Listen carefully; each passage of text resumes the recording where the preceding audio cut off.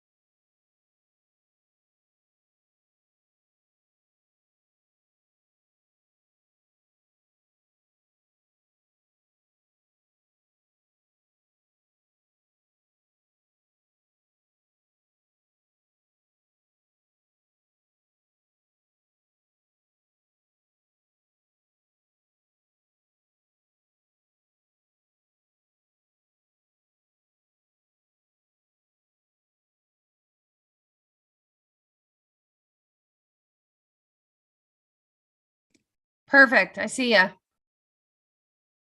But you're on mute. Like, so the room. Hey, you can Yes, get your intended sign language. I was doing the baseball signals earlier. Yeah. Oh, yeah. But you're on mute. Like, so the room. Hey, you Yes, get your intended sign language. I was doing the baseball signals earlier. Yeah. Oh, yeah. You're on mute. Like, so the room. Hey, you Yes, get your intended sign language.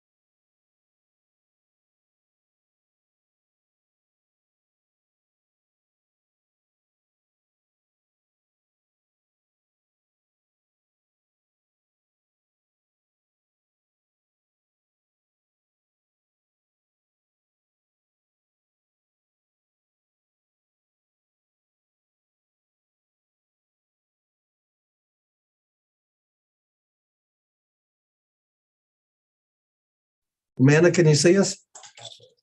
Hear us? Looks like she's moving the cursor. Put your arms down, please. It's on. Yep, we're all set. Dang. Okay. I'm glad I did that for national television. Call JPS to order. Roll call. Everyone is here. Andy Dennison is excused for this meeting. So with that, we will go with minutes to approve. Move. Petrus. Second, I can go, second. second in, we have a motion and a second. All in favor? All right. Carrie, thank you. We have no appointments this evening. So that brings us up to presentations. Mr. Tom Dessa from the SPCA is going to speak at us for a few minutes today. Tom? I could just say Oh, a quick word. sure. I just want to say, Tom and I have had some conversations over the last couple of years about the work that he does in the county around animal cruelty cases. And some of the stuff I'll share today, the cases have escalated during the pandemic. The costs have escalated as well. And the work that he does is really important. You'll hear today, and I just want to lend some consideration to it and think about it as something that maybe we can support and be proactive about, in the future. So this was just an initial discussion. It's a short 10-minute conversation, but I hope that this is the beginning of more conversations around our approach to handling some of this animal abuse and animal cruelty cases that are happening across the county. So. Okay. Thank you, Trish. Well, pretty much everybody here. And before I begin, I want to recognize a couple of people that are here that have helped us a great deal the last couple of years. Sheriff Skank, his office has been instrumental in providing information and resources for us when we get into more involved animal cruelty cases, which more and more is becoming the norm instead of not. And Chris Valdina, he's been a big help and helping once we get into a case, preparing court information, certain portions of the law. So I do appreciate your assistance. My position is animal cruelty investigator, or better known, humane law enforcement officer. SPCAs and humane organizations are not required by law to maintain an animal cruelty investigation position. Basically, we do it because we want to, and the law says that we can. We're empowered to do that by the criminal procedure law. We're recognized as peace officers. Personally, I attended an academy at 62 years of age. I went back to a full-time academy down in Elmira. Kind of a wake-up call when you have to compete with 20-year-olds, but I did it. As peace officers specifically for animal cruelty investigations, which is Article 26 of Ag and Market Law, we have limited powers of arrest, crimes that are committed in our presence. We can pass out appearance tickets and serve them. We can also apply for search and seizure warrants. There's a specific section written into the criminal procedure law and also an ag and markets law that addresses that. I was in this position back in 2000 to 2004. And the biggest difference that I see then to now is this position is so intertwined with all the other layers of law enforcement. I routinely contact Brian for information. But the biggest example I could give is how on a regular basis, a couple times a month, I get contacted by code enforcement from the city of Auburn for issues with abandoned properties. People leave their animals behind. I get contacted by DSS. I'll give you the example of a call we had back around Christmas time. When we first fielded the complaint, which comes in to the SPCA on a reporting line, and then it's generated on hard copy, I looked at it and something instinctively told me this is not just animal cruelty. It involved a veteran. So I had a DSS worker tag along with me and a staff person for the SPCA.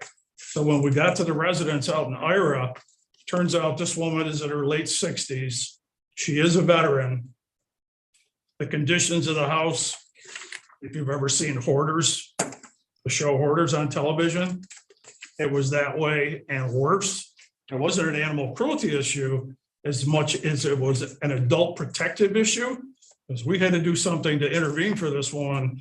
She had mental health issues. She was a veteran getting a pension. It was also a huge safety issue, the way she was living in a house. She was a smoker and she's living in one bedroom, tissues all over the floor, space heater.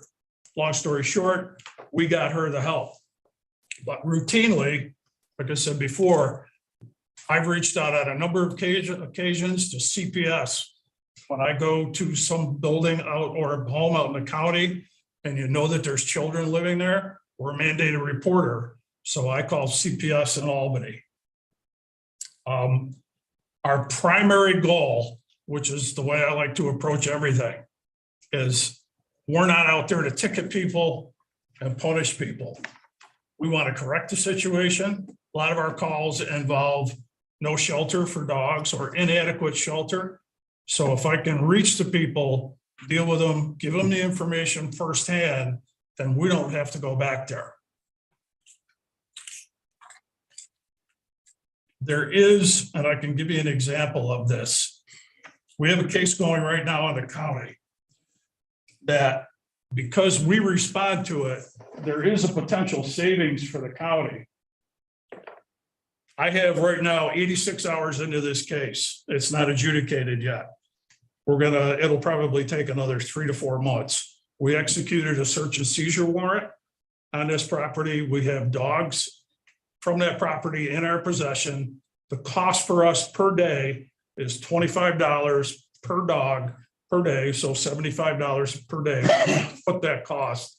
Most of the time, we don't get reimbursed for those costs, hardly at all. There is a provision in Ag and Markets that allows us to apply for a security posting, which is up to 30 days room and board, but that's never a guarantee.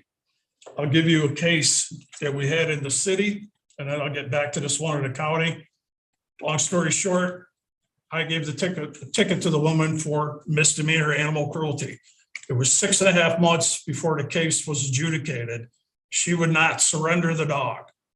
We cared for the dog the whole time. It also had veterinary costs. This woman was in drug court. She did not have the financial resources to post a security posting. We ended up eating the total cost on that.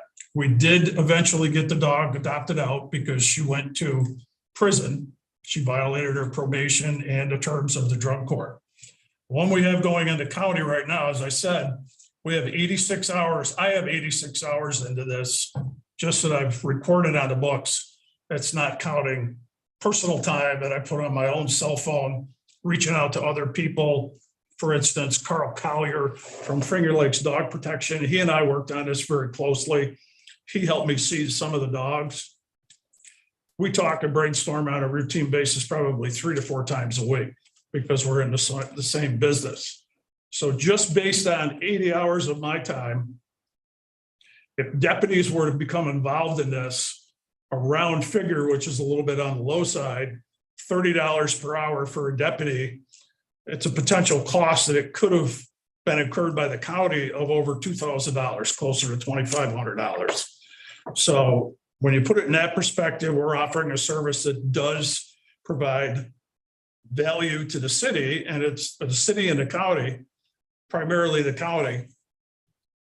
It's also value to the community at large.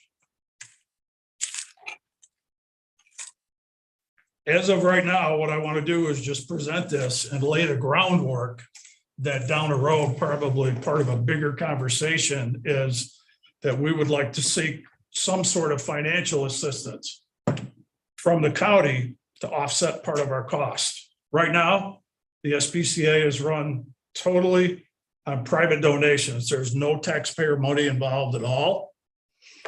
So, as I stated earlier, we routinely interact with most of the agencies in the county. And I'm hoping down the road we could make a more in-depth formal presentation and have a bigger conversation about possible funding in the future.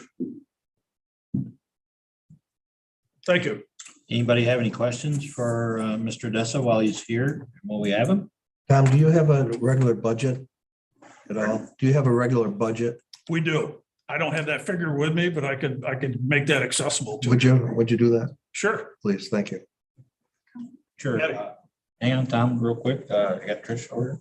Just one other comment. I think that's Gotta important. speak up. Important to know, oftentimes these cases are indicators of something larger going on in the household and red flags for escalation of crime down the road. Animal cruelty cases are tied to domestic violence and What Trish is saying is she brings up a good point. The FBI considers animal cruelty to be an indicator crime or a bridge crime, meaning animal cruelty is especially linked. It's not just the violent crime and drugs and firearms. Animal cruelty is directly linked, and I could bring in some information on that, to domestic violence. Chris is probably well aware of that. Domestic violence, child abuse, elder abuse in particular, they're intertwined, sadly enough. Lydia, did you have a question? The chairman asked a question, they got my answer, thank you. Okay. Anybody else have any questions for Mr. Dessa while we have him? Seeing none, Tom, thank you for your time and we You're welcome. appreciate the Thank you. work that you do. Thank you, sir. Thank you. Thank you, Tom. I'll get that for you. All right, thanks. Okay, moving along, we'll go to committees. Denise Spingler, 911, you're up first. Good evening. Just a couple of things I will highlight on my report. We were able to fill that supervisor position that was approved last month, so thank you for that. That will be effective April 1st. He is the longest, will be transitioning to the supervisor position. He will be going to the Fire Academy for an APCO supervisor training course at the end of this month. He'll also be doing some shadowing of current supervisory staff over the course of the next month as he transitions into that position. That's going to help us from both an operational perspective as well as from a liability perspective. So again, thank you for that. In regards to the communication system, there's a couple of items under here I want to highlight. We're continuing to work on some coverage issues in the southern end. That's, none of these processes are quick. There's a lot to be done from an engineering perspective from Motorola. So once we get some information back from that, I will certainly report it. A couple of issues that have come up. The shelter at the Cato roof has blown off, partially due to the weather that site tackles. It's a tough area. It's a lot of wind. It's in an open field. So that's being repaired in the coming weeks. We've also had an antenna go bad at the Sterling site, so that's being repaired also in the coming weeks. The old Cato Tower in the village of Cato needs to be removed. That is from our old communication system. That tower's probably been there, and I'm just taking a guess, at least probably 20-ish years, 25. Villages has sent a letter really requesting that be removed. I've gotten some quotes on that, so I will be bringing a resolution next month to get that work done and get that site down to comply with the village's request. That's going to need to come from contingency because it's just not something that was budgeted or that we had the funds to cover in our budget. It won't be a significant amount. I do expect it to be less than 15,000. So 50. 15. 15, thank you. Yeah, so I don't think it will be, an outrageous amount of money. And I think I just have one resolution, JP1.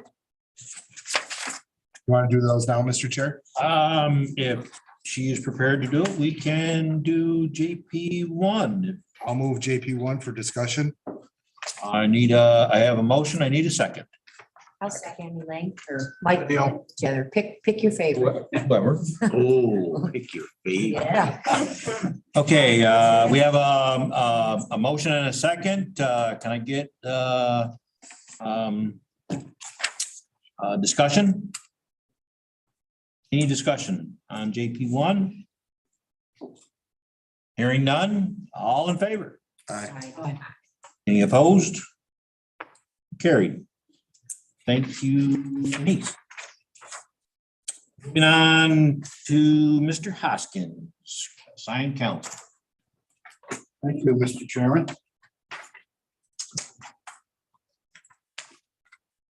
You hopefully received my report in regards to the St. Council office. I do want to make a comment, Tom, about your presentation. Also, on the back end of that, not only do we have the costs associated with Tom's office, but many of those cases, in fact, most of those cases, those people qualify for legal counsel. I know we currently have one in Moravia, the one in Weedsport, which are turning into, they're not inexpensive, let's put it that way, to represent clients in these cases. So that's another expense that we don't quite often think about, is that they also are entitled to legal representation. Again, part of my budget. As you can see in my report too, in my written report, the cap arraignments that we have done for the month. One correction I have on this report, the fourth bullet down, is the grant that we're seeking is not 82,000, it's 820,000. The decimal point is off a little bit. So this will substantially change the way the assigned counsel office looks. As you know, I went part-time a month ago. So that means that at some point in time, the office is only going to grow with indigent legal services money behind it. This is all 100% expense, paid for by the state of New York. I do have, I've been looking kind of like at Tompkins County as a model. They have a supervising attorney in place. They have a data officer. They have a part-time assigned counsel administrator and some additional staff. This 820,000 will go towards paying for 100% of those staff coming into the office. We're also looking at an e-vouchering system. Right now, it's all done with paper vouchers. We're looking at a Westlaw for each attorney on the assigned counsel panel to have access to Westlaw. So there's a number of things that we want to do to expand the assigned counsel program, all provided by the state of New York. They kind of want to put us on par with the DA's office. The DA's office has a lot of resources, and indigent legal services want to bring our offices up on par with the resources that the DA's office has. Again, this is, it'll all come before you for your approval. But we're gaining momentum, we're putting the budget together, and we're getting approval from the comptroller's office for this money. So it'll be coming in the next few months, probably piece by piece, but it will be coming. You're fairly confident the grant will be approved? Yes. And it jumps, this is for your, this would be for 2022, jumps up over $1 million in 2023. What's the start of it, January? Yes. But you're just waiting, even though it's past January, for the official. And they'll extend this whenever it's Rollover. approved. Yeah. Yeah. Wait, what was the grant figure again? 820, 799. Yeah. Is it competitive funding, multi-year funding? It is, it's not, it's from the Harrell Herring lawsuit. And so each county is, there's different amounts that go to each county. You just have to write your plan. Yeah. So Mr. Hoskins, am I correct in assuming that if we create these positions, the 820 will work through seed money, but there will be legacy costs for the county? Meaning that if we hire new positions, we will have to budget for them and the state will not. Like this funding isn't coming in perpetuity, correct? I believe it is, yeah. It is. Okay. Fair enough. Then can I ask another question? Absolutely, sir. That's what, I know where you come from. Usually you have to put a provision in your resolution that once the money goes, Yeah. position goes. Because this is under a lawsuit. And so the state is committed. They settled with 5 other counties and now this is a way of settling with the rest of the counties. Okay. My second question is not related. I'm just nosy. Are you seeing a significant impact with, I'll keep my adjectives limited. Are you seeing a significant impact on your budget and your time with bail reform and the abomination that is less is more?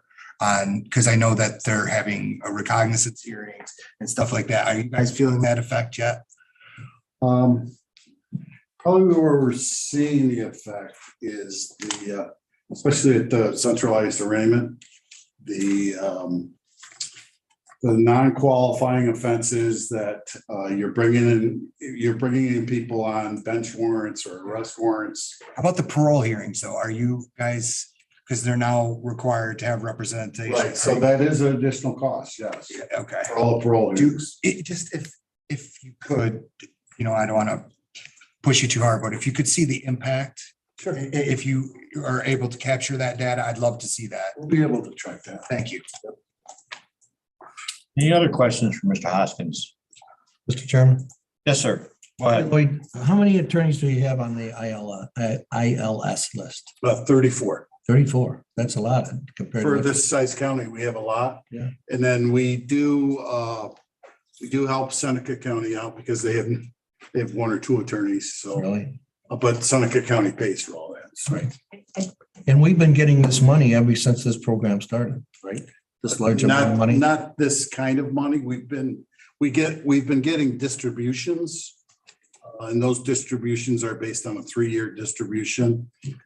This is settlement monies. Right. All right. Thank you. ahead. I guess I just thought you were not having enough attorneys. Well, we don't have enough felony. We've got 34 attorneys, but that includes family court. We also do neglect, custody and visitation in family court. So where is the gap? The gap is in felony attorneys that can do city, town, village, and county court. For felony offenses. Felony offenses. Yeah, I knew you said that you were struggling it. So we have recruited out of Syracuse. We've got 3 or 4 attorneys that come from Syracuse to help us with that. Why would you need a felony attorney for a town court for arraignments? Well, most of them are divested to county court, but it would initially start in. Right, for the arraignment, right? Well, we're having the arraignment at cap, but yeah, it's mostly for county court. Okay. I'm just trying to get my mind around. Any other questions? Thank you, Mr. Hoskins. Thank you. Next up will be the coroner, Dr. Duckett, but I know he's not here in the room. I don't see him online. And I do not see him online. Mr. Duckett, are you online by any chance? How dare you? He's a doctor. Oh, I'm sorry. Doctor. All right, he has no updates indicated. Next up will be the district attorney's office. We have Chris Valdina in tonight for this. He's a juris doctor. Yes. Thanks, Mr. Chairman. Yes, Brittany had another commitment tonight, so she asked me to address the committee. Just in terms of an update, we're still dealing with a backlog of felony level trials. When the courts shut down trials due to their response to COVID for about a year, it created a backlog. And now the court system is really on our judges to move felony cases towards trial. So we have felony trials on the 21st and the 28th of this month that don't look like they're probably going to resolve with pleas. We have one, at least one in April that does not look like it's going to resolve with pleas. We have several others in the hopper. I have we still have a couple defendants in the prison riot that happened back in May 2019 that are pending trial. So that shows the kind of backlog we're dealing with. When I tried the first one of those last year, the 2-year anniversary of the incident, I think, happened during the trial. So that just indicates what we're dealing with in terms of backlog. We do have one of our open ADA positions. We were fortunately able to fill. So we have one less vacancy. We still have a vacant ADA position that we're looking for a candidate for. We have the deputy chief position, the 2 other positions that are the subject of the resolutions that we have before the committee, which if the committee wants to discuss those now, I certainly can. Brittany's working on getting more law student interns in the office. We're still working through the possibility of getting a position for an additional investigator to handle the body worn cameras. I can just tell you the volume of discovery we're dealing with is just immense, both in terms of what the agencies are getting us in terms of evidence, but also what we have to do with respect to that evidence, all the different, I think I said this in one of the prior committees. When I started 23 years ago, your case file was a police report, 3 or 4 statements, and an envelope full of Polaroids. Now we have body worn cameras, surveillance cameras, social media, cell phone downloads, everything under the sun in terms of discovery. I got a case now that's a state police and sheriff's office case where I think the defendant basically stole every pickup truck, snowmobile, and the ATV in Cayuga County, it seems like. And the discovery, there's a process of making sure you have the discovery from the agency, which means I've got to pester these guys a lot about, okay, I need this, I need that, making sure you have it all, reviewing it all, redacting materials that have to be redacted out of the discovery, transmitting them to the defense attorney via online discovery, and then attesting to the court that we fulfilled our discovery obligations with respect to that case. It's enormously time consuming. And we're trying to comply with that and do what we need to do under these laws. But back in the day, and I was always somebody who tried to get the defense attorneys as much of the discovery as I could, even before it was required, so they know what they were dealing with. But if there were 3 pages of handwritten notes that said the exact same thing that was said in the police report, I could wait till trial before I got that to them. Now I've got to track that down because basically within a month of their arraignment, we've got to attest that we've exercised due diligence and got them all the discovery that exists in that case. So if the police report mentions an item and I don't have that item, I have to track it down and give it to them and attest to the court that I've done that. So when we talk about the discovery reform, which in addition to the bail reform has made our job a lot more onerous, that's what we're talking about. So that's why it's very important that we have a fully staffed office. The 3 resolutions we have before the committee are to fill an administrative assistance position, the deputy chief assistant DA position, and then convert our confidential investigator, one of our investigators now part-time, convert to full-time. So if you want to address the resolutions now, I can. We can, sir. Mr. Chair. Yes, sir. If it's up to your discretion, I'll offer JP 2 and 3 as a bundle. I have a motion. Question on 3, but that's fine, I can do it. Well, yeah, I thought we'd do 3 separately. Oh, JP, I'm sorry, 4. okay. Are you okay with that, Hannah? Yeah, that's, the one I had a question was 3. Sure, you want to bundle JP2 and JP4? JP 2 and JP 3 and leave JP 4 separate. Next, yeah. Or do you want to just do them one at a time? I don't have a question on 4. I have a question on 3. You want to separate 3? That would be fine. Okay, all right, then I'll offer 2 as no bundle. Okay, right now I have a motion on the floor for JP2. I need a second.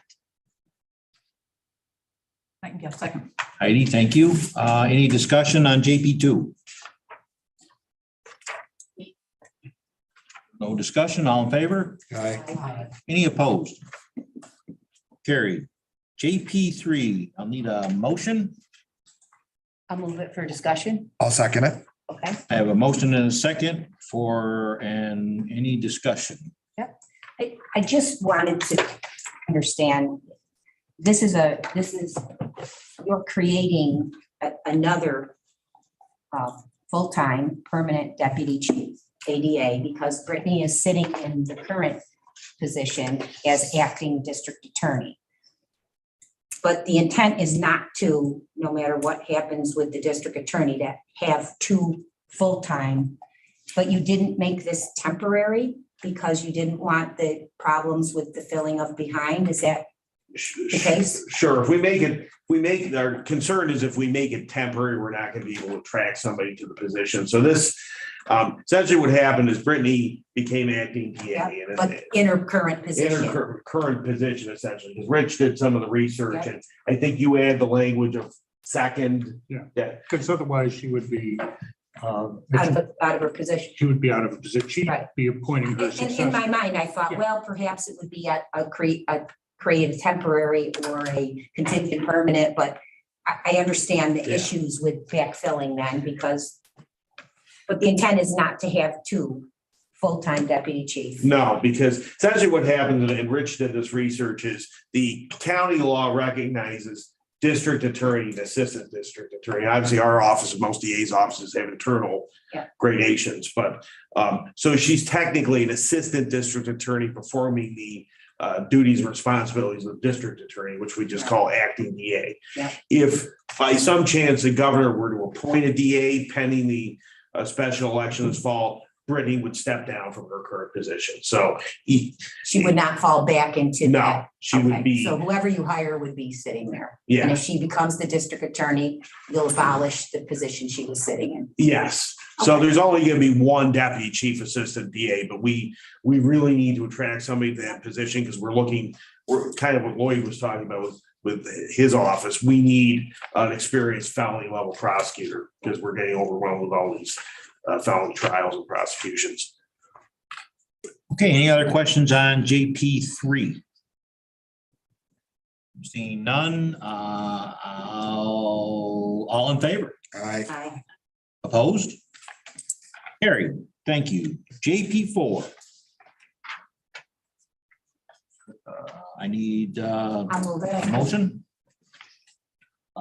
Second. by Ms. Daly, second by Heidi. Thank you.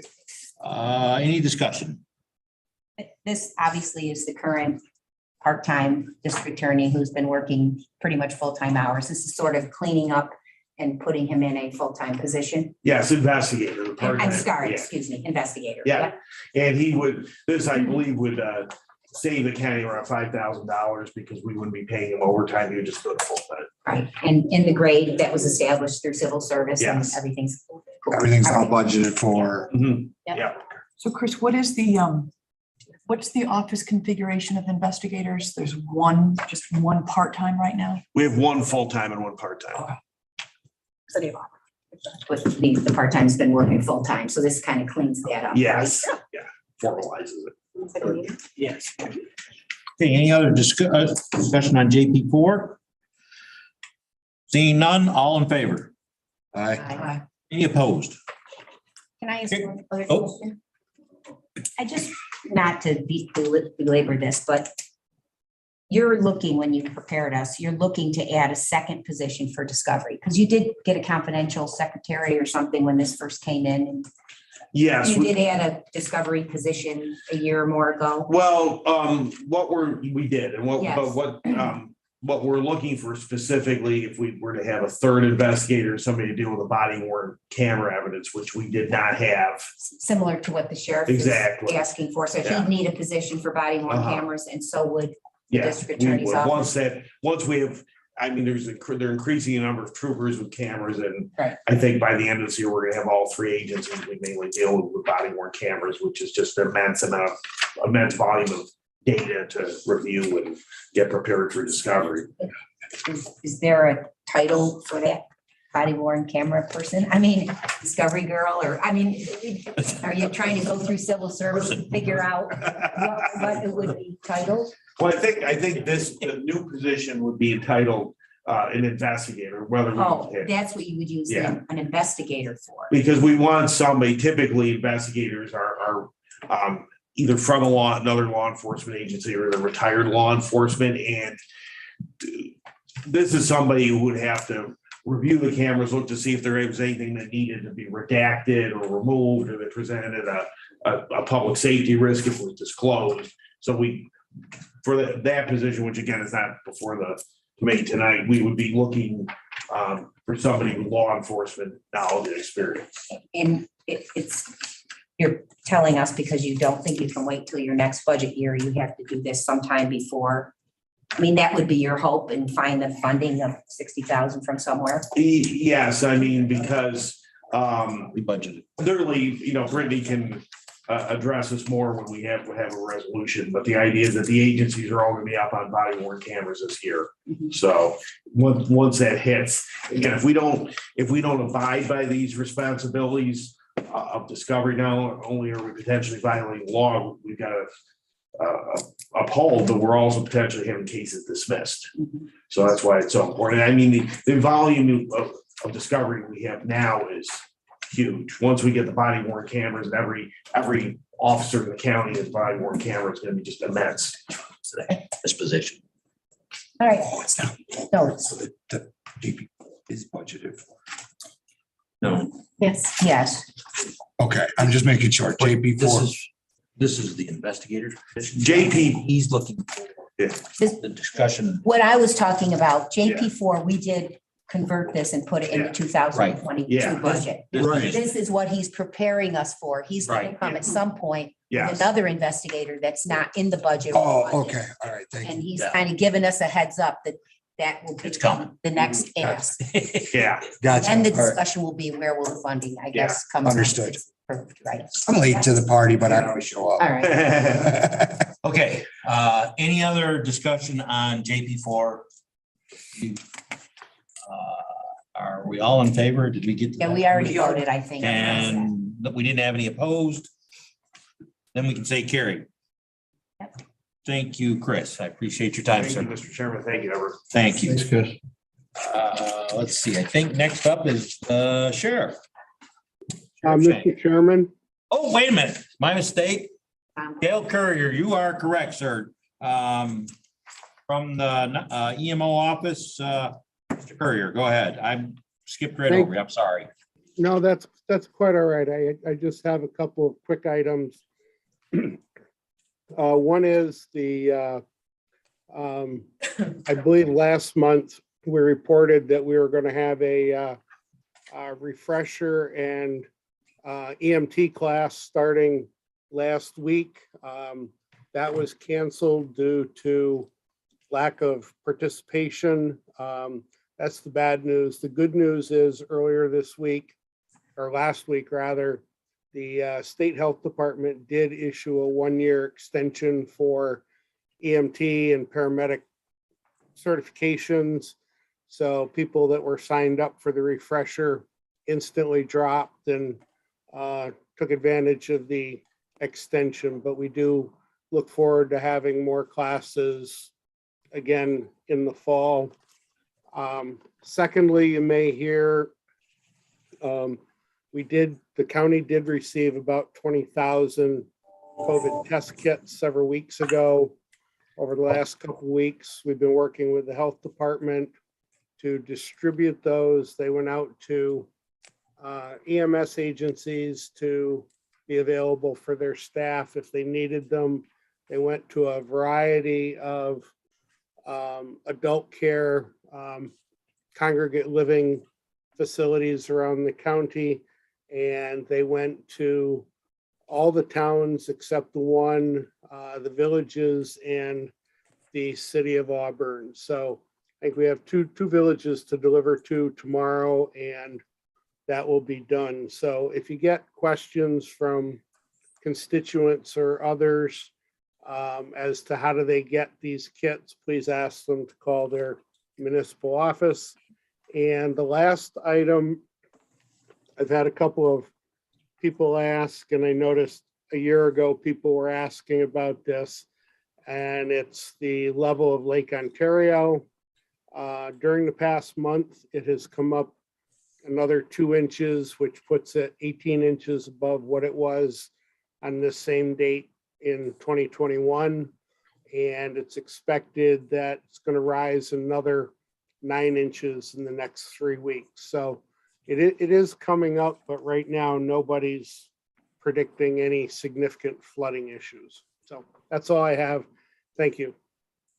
Thank you, Mr. Courier. Anybody have any questions? I do have a question. Go ahead, Lydia. Hi, Dale, it's Lydia. Can you please tell me when the next EMT class will be scheduled for? It'll start late August or early September. Thank you. Any other questions for Dale? Just one comment. I don't know if Dale's aware, but I was notified, and I think the chairman was notified. The free testing site down in Moravia Fire Station will be closed Friday afternoon. They will no longer do any testing after that. So the state testing facility is closing on Friday in Moravia. Tim, you got a question, sir?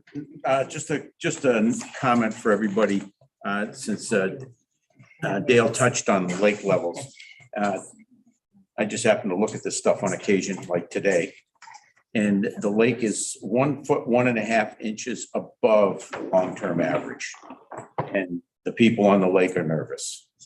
A week ago Friday, I spent 3.5 hours on the phone with Jane Corwin from the IJC and her counterpart from Canada, and 35 other municipal officials discussing concerns coming up this spring, because it's been running a foot above normal consistently throughout the winter. It didn't change but about 3 inches over the summer of being above average by a foot or so. So there is concern, just so the legislators know what's going on with that. Thank you. Thank you. Thanks, sir. Any other questions for Dale? Dale, thank you very much for your time, sir. Thank you. Thank you, Dale. Now we can get to the sheriff. Brian, you're up next. Thank you. Good evening, everyone. I wanted to say I appreciate Tom Odessa being here and giving his presentation. The SPCA has been a really good partner with us working on animal cruelty cases. And there are many counties where they don't have the luxury of having somebody like Tom in their community to do those investigations, and their sheriff's deputies and New York State troopers get saddled with working on them. So, you know, he saves us a lot of time, and I really see the value in the work that he does. That's why we work very hard to work closely with him. I just want to mention that. Is he full-time? I don't believe he works full-time Okay, hours. I just was curious. I meant to ask him, but. And he puts a lot of time in. Maybe he does put the hours in, but I don't think he's supposed to be full-time, but he does a great job. Beyond my report, I just wanted to mention, I appreciate legislators Calarco and Ruffini coming out to our agency for tours and ride-alongs, and we certainly appreciate that when we enjoy giving tours of our facility and welcoming any legislators that want to come along to do that or to do the ride-along. So it's a real easy process. Just go through a really quick physical agility test. Yeah, I love it. Push-ups. You would my arm straight in. No, just joking, but you're always welcome if you want to do that. But beyond what I've reported, I don't have anything else to update. Happy to answer any questions if you have anything before the resolutions. Any questions for the sheriff? Heidi. Actually, just a comment. I wanted to let you know that I've read that your requests for ARPA, and I would be in support of you bringing together a resolution that would approach this body to have those needs funded outside of ARPA, so that we can take care of what the what our officers need right away rather than waiting for ARPA consensus. I just wanted to let you know that. Something to think about. Any other questions for the sheriff? Sheriff, you'd like to move right into your resolutions, JP 5. Or that's. Sheriff, are you, in the interest of expediting the process, is anyone opposed to doing JP 5 and 6 as a bundle? No, because we can still ask any question we want, right? For you, sure. Okay, thank you. Absolutely. Okay, JP 5 and 6 is a bundle. Sweet. I have a motion for JP Second. 5 and 6 for a bundle, and I have a second by Mr.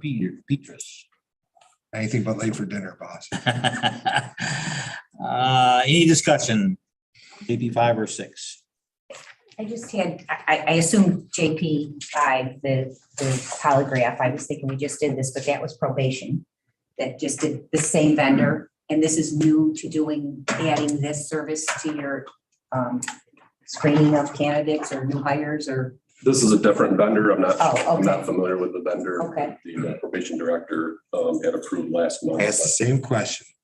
Yes, this would be for pre-employment interviews. And this, you're not doing it currently, but this is kind of rounding out the Background diligence process. that you want. Exactly. That's just road patrol guys, right? You don't do it for the. Currently just the road patrol division we're going to be doing this for. Recently, the state passed the Professional Policing Act.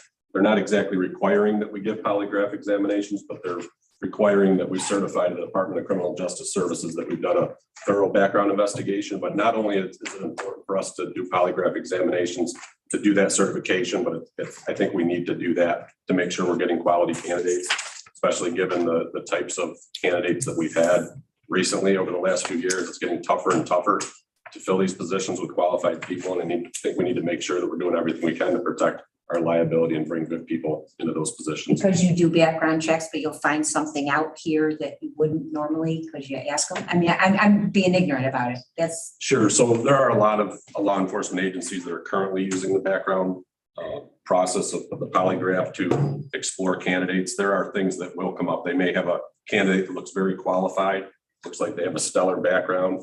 They go through the polygraph examination and they find things in their background that they didn't disclose and things that really would preclude them from serving as a law enforcement officer. So they really are a valuable tool to make sure that we're getting qualified candidates that we can and entrust. you might not find it without a polygraph.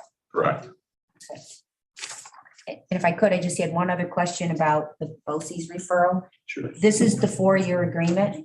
They're guaranteeing the 109,000 for that whole 4 years. And if it's not enough, that's the language you'll come back. I'm confused as to.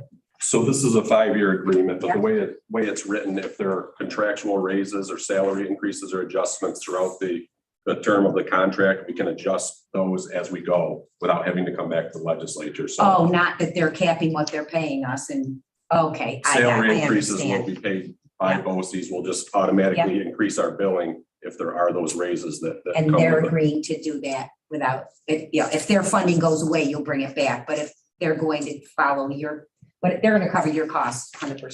Correct. Any Gotcha. raises, right? Any raises that we give to our members, they're going to pay for that. Yep. Thanks. That's all. Any other questions on JP 5 or 6? Seeing none, all in favor? Aye. Any opposed? Carried. Thank you, Sheriff. Thank you, Mr. Chair. I have one other committee person here, Jay from probation. Jay, go ahead. Thanks, sir. Good evening. No resolutions this evening, just a couple of quick updates.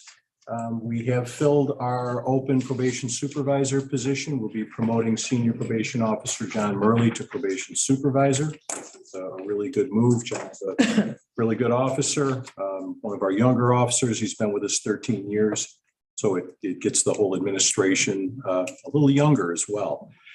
We will be doing in-house interviews to promote a senior probation officer, and then canvas letters have gone out for filling the vacant probation officer position that will create.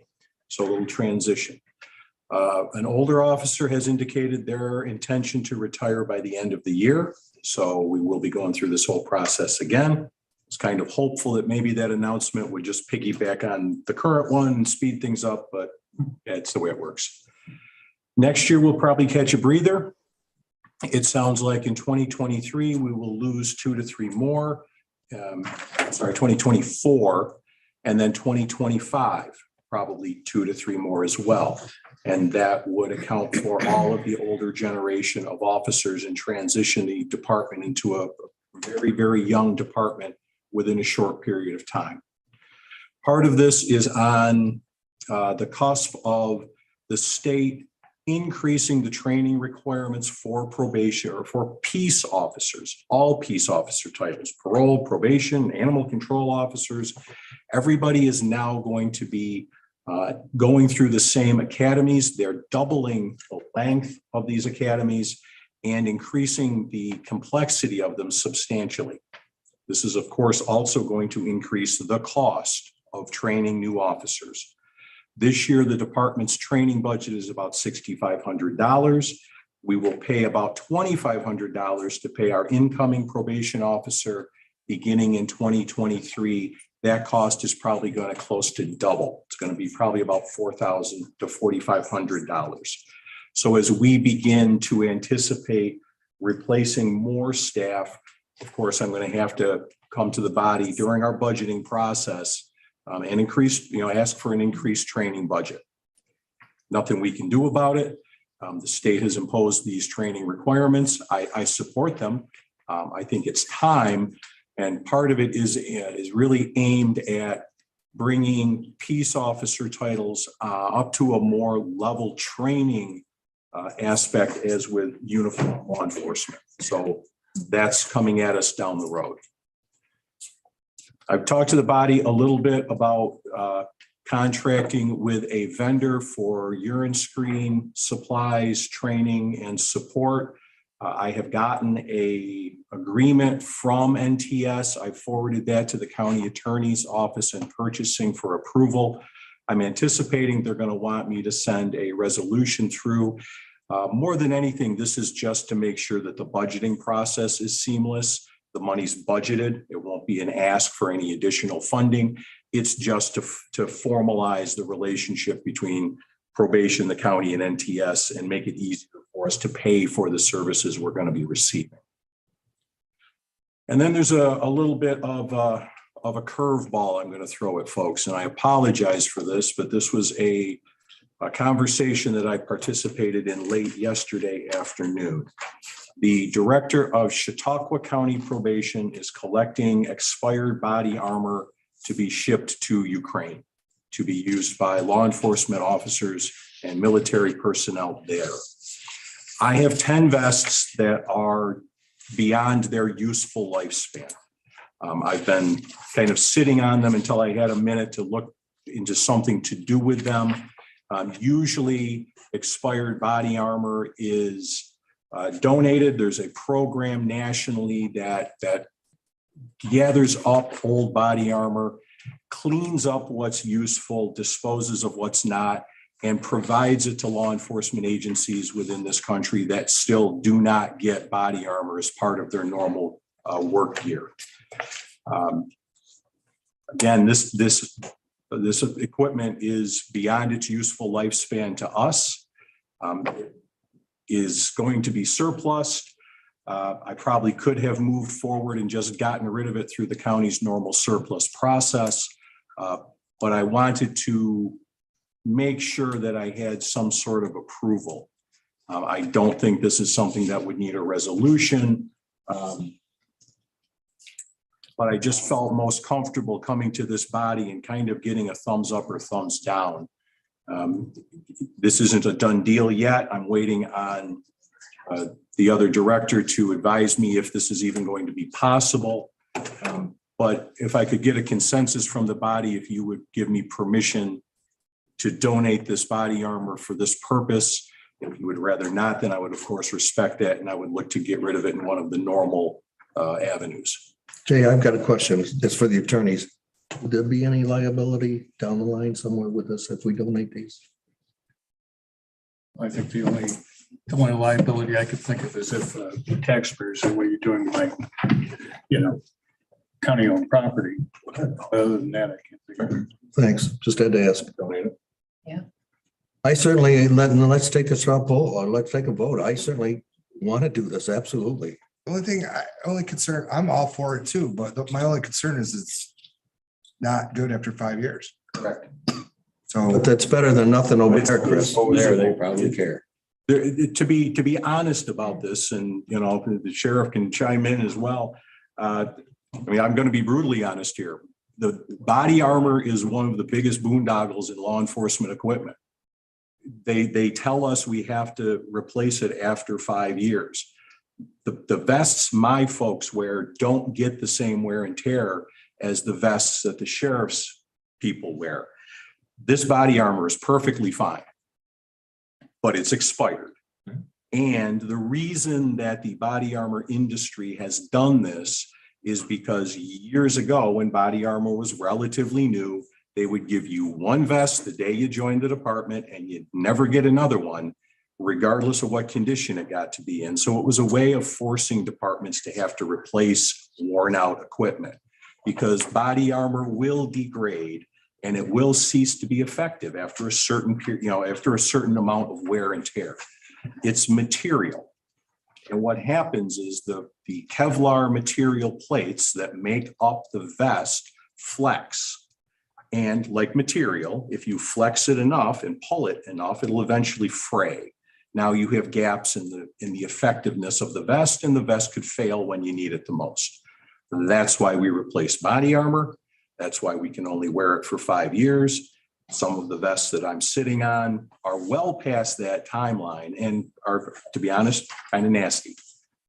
We have some newer stuff that looks brand new, but I can't put it on my people. So we have to replace it. Just for the record, I'd like to add, because I support this 100%, but that won't stop like any supersonic round. So anything fired out of a rifle, it's not going to stop. It'll stop. Even if it was new. Even if it was new, Right. anything it'll stop subsonic rounds, but nothing big. The body armor that probation wears and most law enforcement officers wear is pistol caliber rated. If you have somebody in an ERT team, a SWAT team or something, they may have something it's a higher rating for ballistic resistance. Ceramic plates. And some of ours have had ceramic plates, which will stop a rifle round.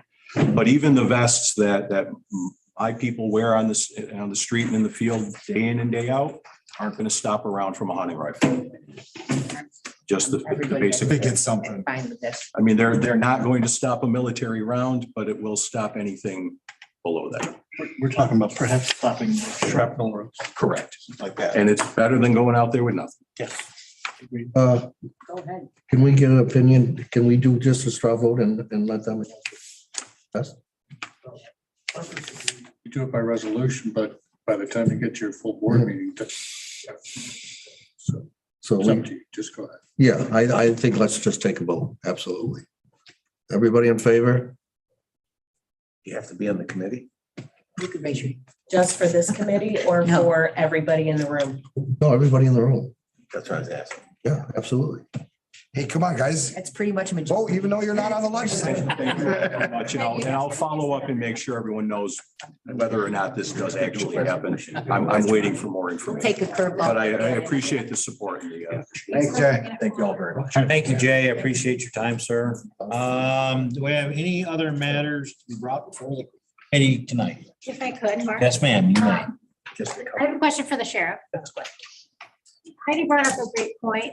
We had been discussing your ARPA requests in our caucus, and we were talking about the vests, and I'm glad this is kind of totally related to my questions that I meant to contact you before today.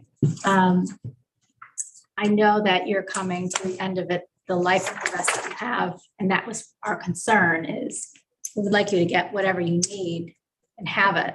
So that means superseding this ARPA request and just budgeting for it, and taking it from contingency. We were hoping that, we could figure out what it is that you need and how dire is your need so that you can get what you need. So we don't have to. We do need those, and that's an item that we try to find grants and try to purchase with grant funding. We just haven't had the ability to find it to purchase these particular things.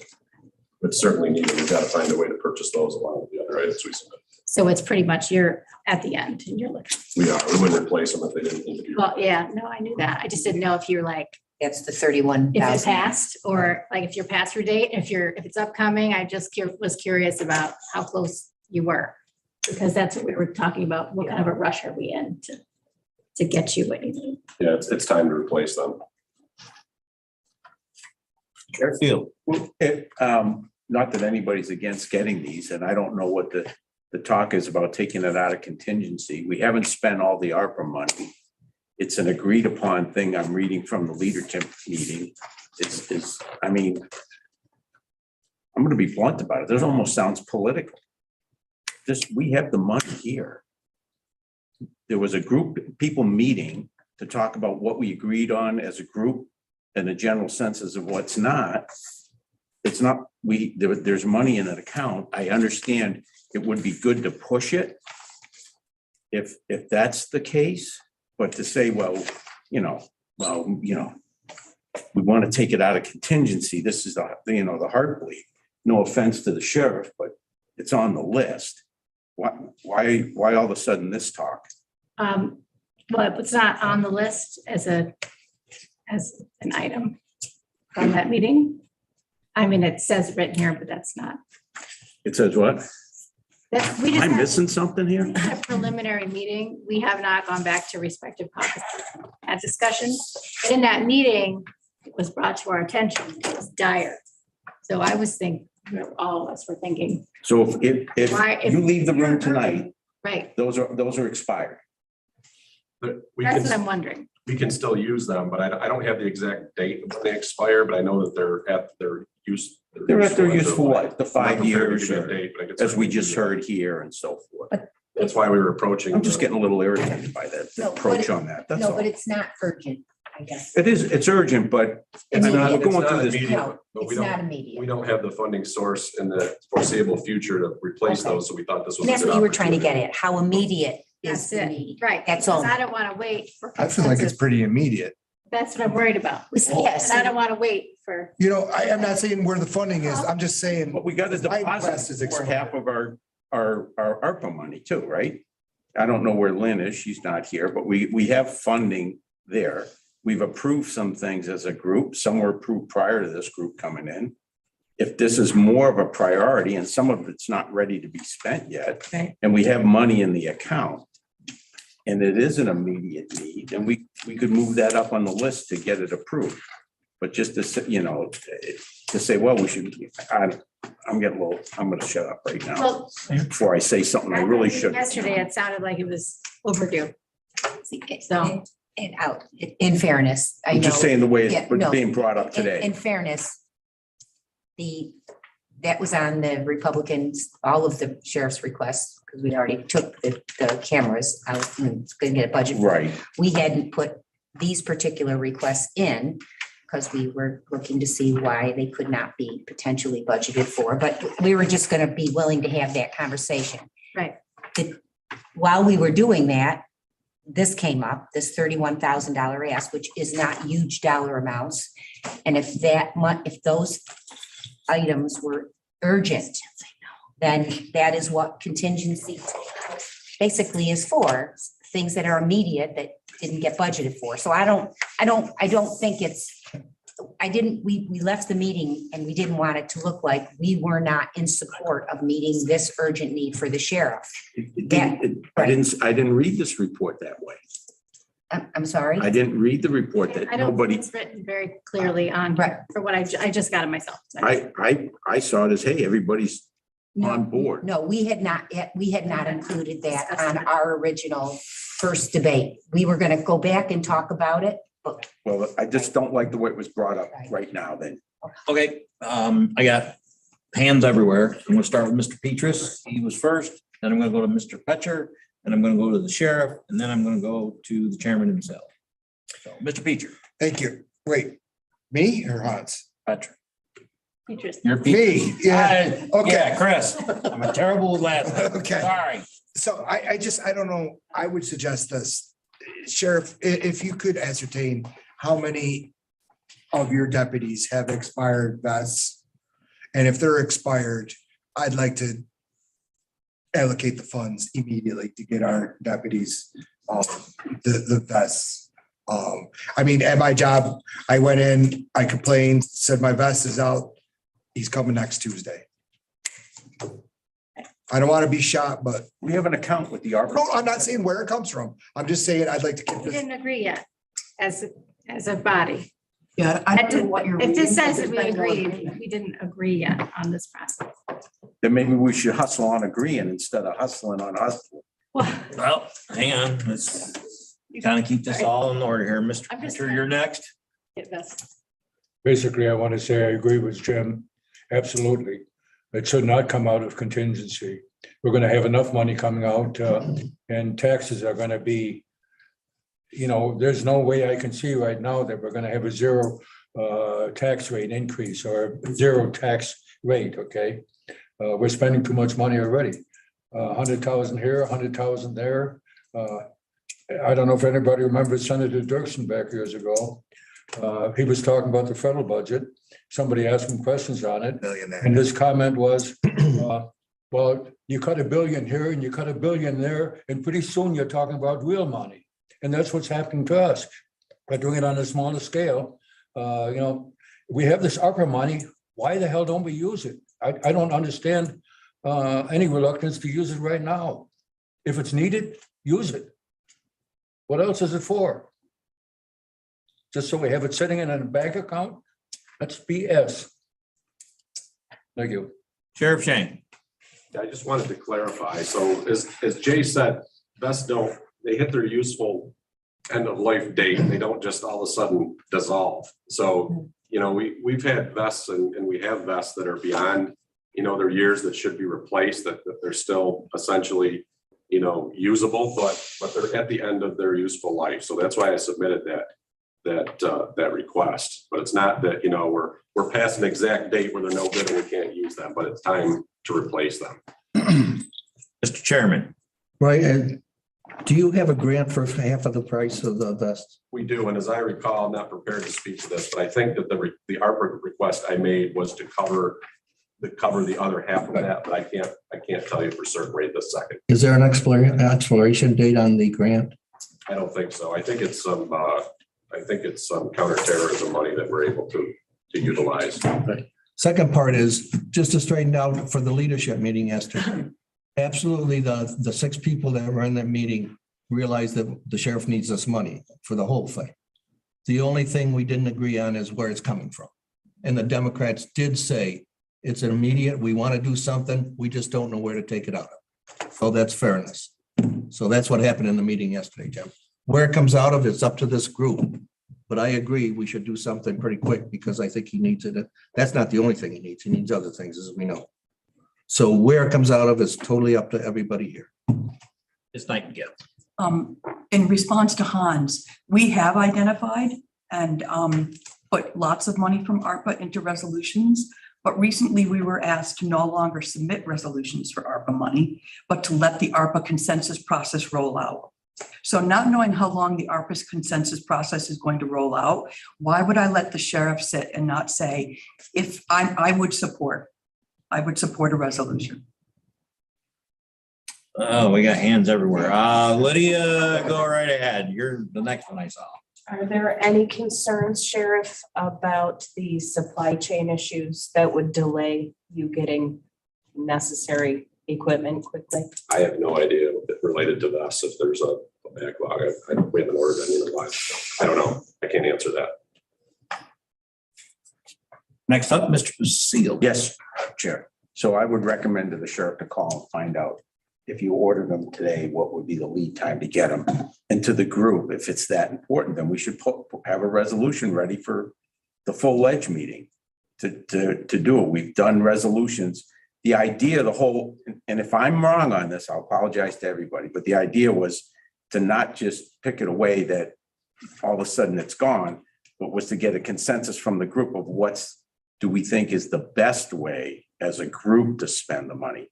Didn't mean that if this was important, if there's three things in here, I haven't looked at, if there was three things in here that we all agreed on, there should be three resolutions for this full ledge meeting coming up to get those passed. I thought that was the process. And if it's not, and then if there was things we didn't agree upon, or maybe we would take less here or there, then we would hash those out as a group.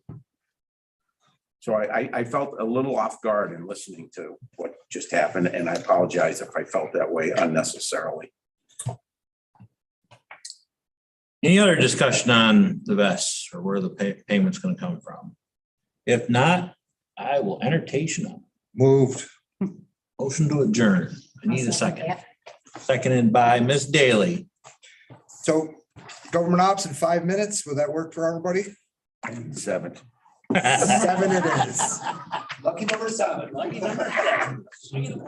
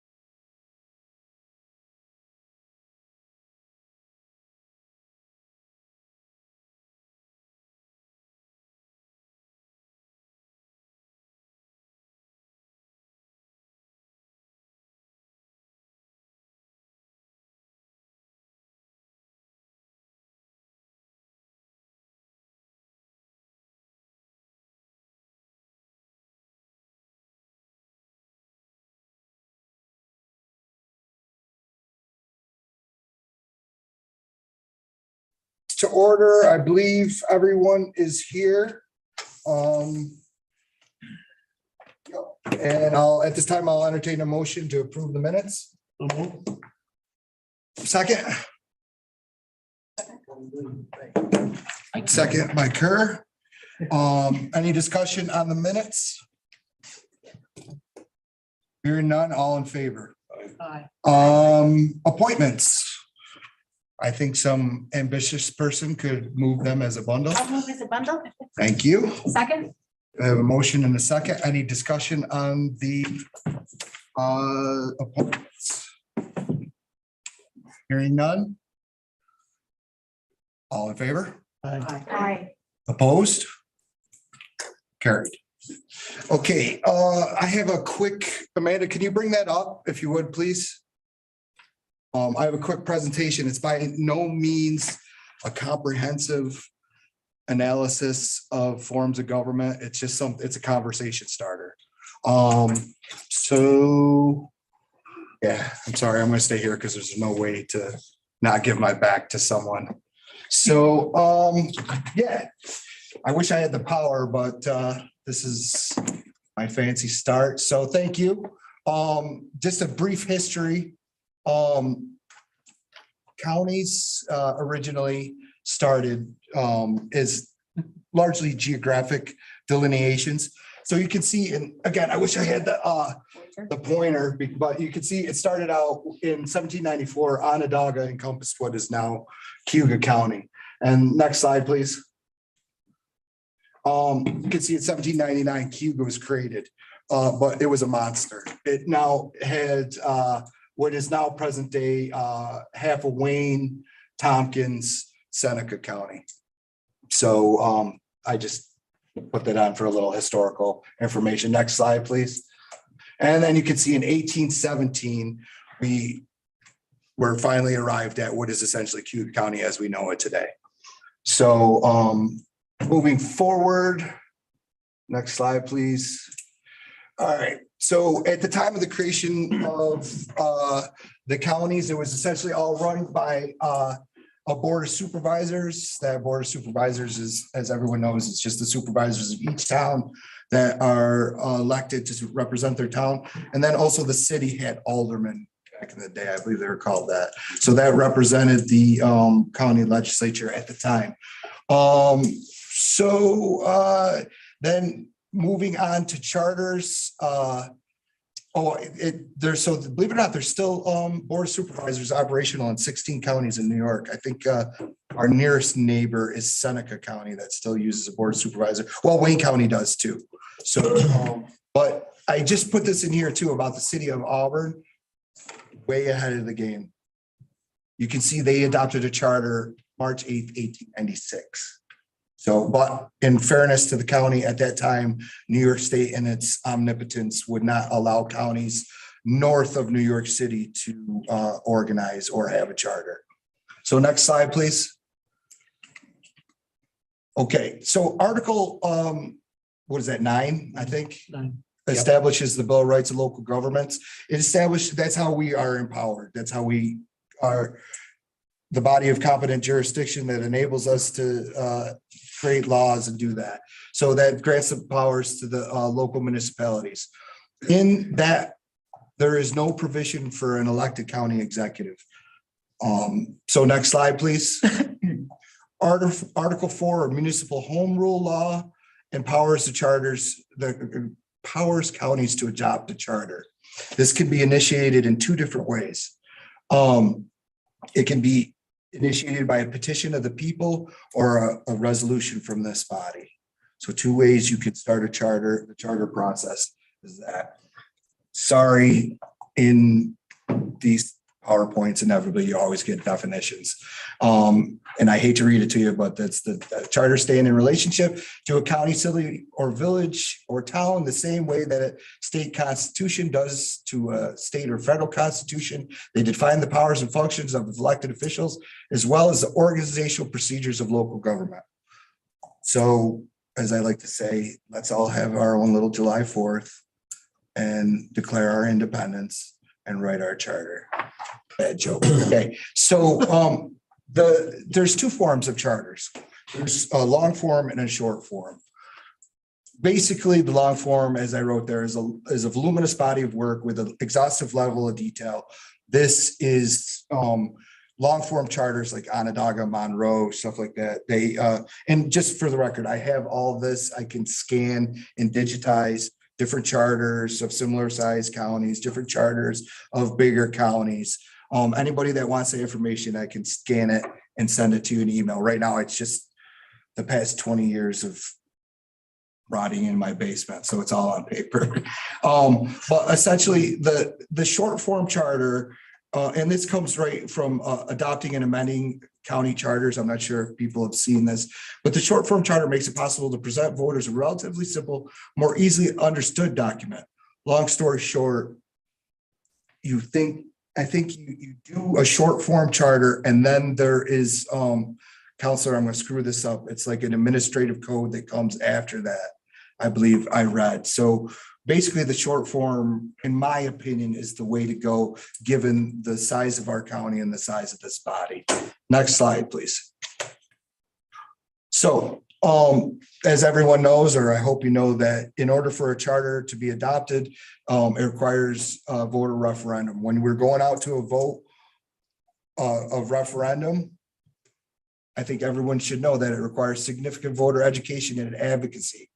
So we're going to have to sell this. If we do it, we're going to have to sell it to the why we're asking the people of this county for permission to author a charter, and in my hope, the creation of a county executive. And if we want this on the ballot, just like the redistricting has to be to the BOE, Board of Elections, by August to be on the fall ballot. Same with the redistricting. And just as an aside, I met with Katie and Cheryl today, and legislator Clarko, and we have the data. They'll be presenting that on the districts in April, just so everyone knows. Okay, so hold on. Can you go back one? All right, no, sorry. Go ahead. So this is what I was hoping for, and I was hoping you could help me out with this, legislator Aileen McNabb Coleman. Home rule law is by essentially creating a charter. We're creating home rule law. So it establishes there's some benefits by being a home rule by having a charter. And I know you and I discussed that when you were serving as chairperson, that there's some things that you can't do unless you're an elected executive, unless you're operating under home rule law. So if there's anything you want to add, go for it. But no, we saw that in practice. Yeah, there were certain things I could not do in talking with Chris Palermo at the time. New York State would decide exactly on those things, and I said, "What?" Yeah. So the charter gives us some independence. Yes, sir. Chair, can we get a small example? It doesn't have to be anything. I'm trying to remember the one conversation that we had. It was around, it was with COVID. And I remember going, oh my God, the state can make that decision. The time between the chair. Yes, that's one thing too. Yes. So. What'd you say, Aileen? The time between the chair appointments. When we had we have no operational government. No chair, like from one year to the next. And in a crisis, has to make a decision. Correct. County? Yes. Because without No the operational charter, government. must follow home rule. Is that that was always my understanding. Without a charter, you follow state home. No, I thought home rule was established by a charter. Established home rule. Yeah. Right. No, Right, when you, and Chris, you can jump in too. I mean, by adopting a charter, you are creating a home rule for yourselves in terms of how your local government is going to operate. Yeah, thank you, Counselor. That's exactly the way I Without you understand. follow the state rules. What? Without you follow the state rules. In general, yes. We were mandated to do so because we're not a home rule government. exactly. So some of the things that charter can address, remember, I beat this to death. An executive and redistricting are not mutually exclusive, but the charter can address redistricting. So we're addressing that right now. But my hope is that in a charter, we could do what most of these other chartered counties have done, which is to say that you must realign every 10 years. Say that again, Chris? So you must realign the districts every 10 years. Okay. So basically what we're doing now is the census, but because of the weighting voting at this point, how we got in this situation, in my opinion, is that we did not address the weighted vote. It simply just kept compounding until we had certain districts that are way out of compliance with the Supreme Court ruling. So this will force it, that we must address it. Yes, exactly. Very good point. The redistricting, we don't have to do a charter. We have to redistrict by law. We are out of compliance with the United States Supreme Court ruling. We're not even close. Like the difference between myself and legislator McNabb Coleman is way out. But we're working on that. Exactly. But what the point is, we have to do it. We cannot not do it. And in all honesty, to quote Katie Lacey, I'll file the lawsuit myself if we don't adjust the redistricting. That has to be done by August, right? In order on the to get ballot. And I think we've, I'm going to let Katie and Cheryl speak to that, but I think we've arrived at we now have a choice to make. And I think we have all the options, and we will have plenty of time to address that. Yes, ma'am. But to be clear, the only thing that goes on two things. If we're going to educate the public on a charter, we need to have the detail of what's in it, correct? I'll get to it. Oh, okay. Yeah, I promise. But the only thing that goes on the ballot regarding redistricting is if we change the size of the legislature. So, yeah, that's correct. So again, remember the charter and the redistricting are two separate things. Yes. The charter can address the redistricting. However, you're absolutely correct. If we stay at 15, it's a permissive referendum, meaning we do nothing. And if we don't get challenged, then we're good. 11, which full disclosure, I wholeheartedly support 11. It fits the criteria the most. You are within the parameters the best at 11. But that, because you're changing the size of the legislature, that would require a referendum as opposed to a permissive referendum. So the other stuff is basically, what we all know, delineation of powers will set up. This is something that needs to be addressed in our form of government.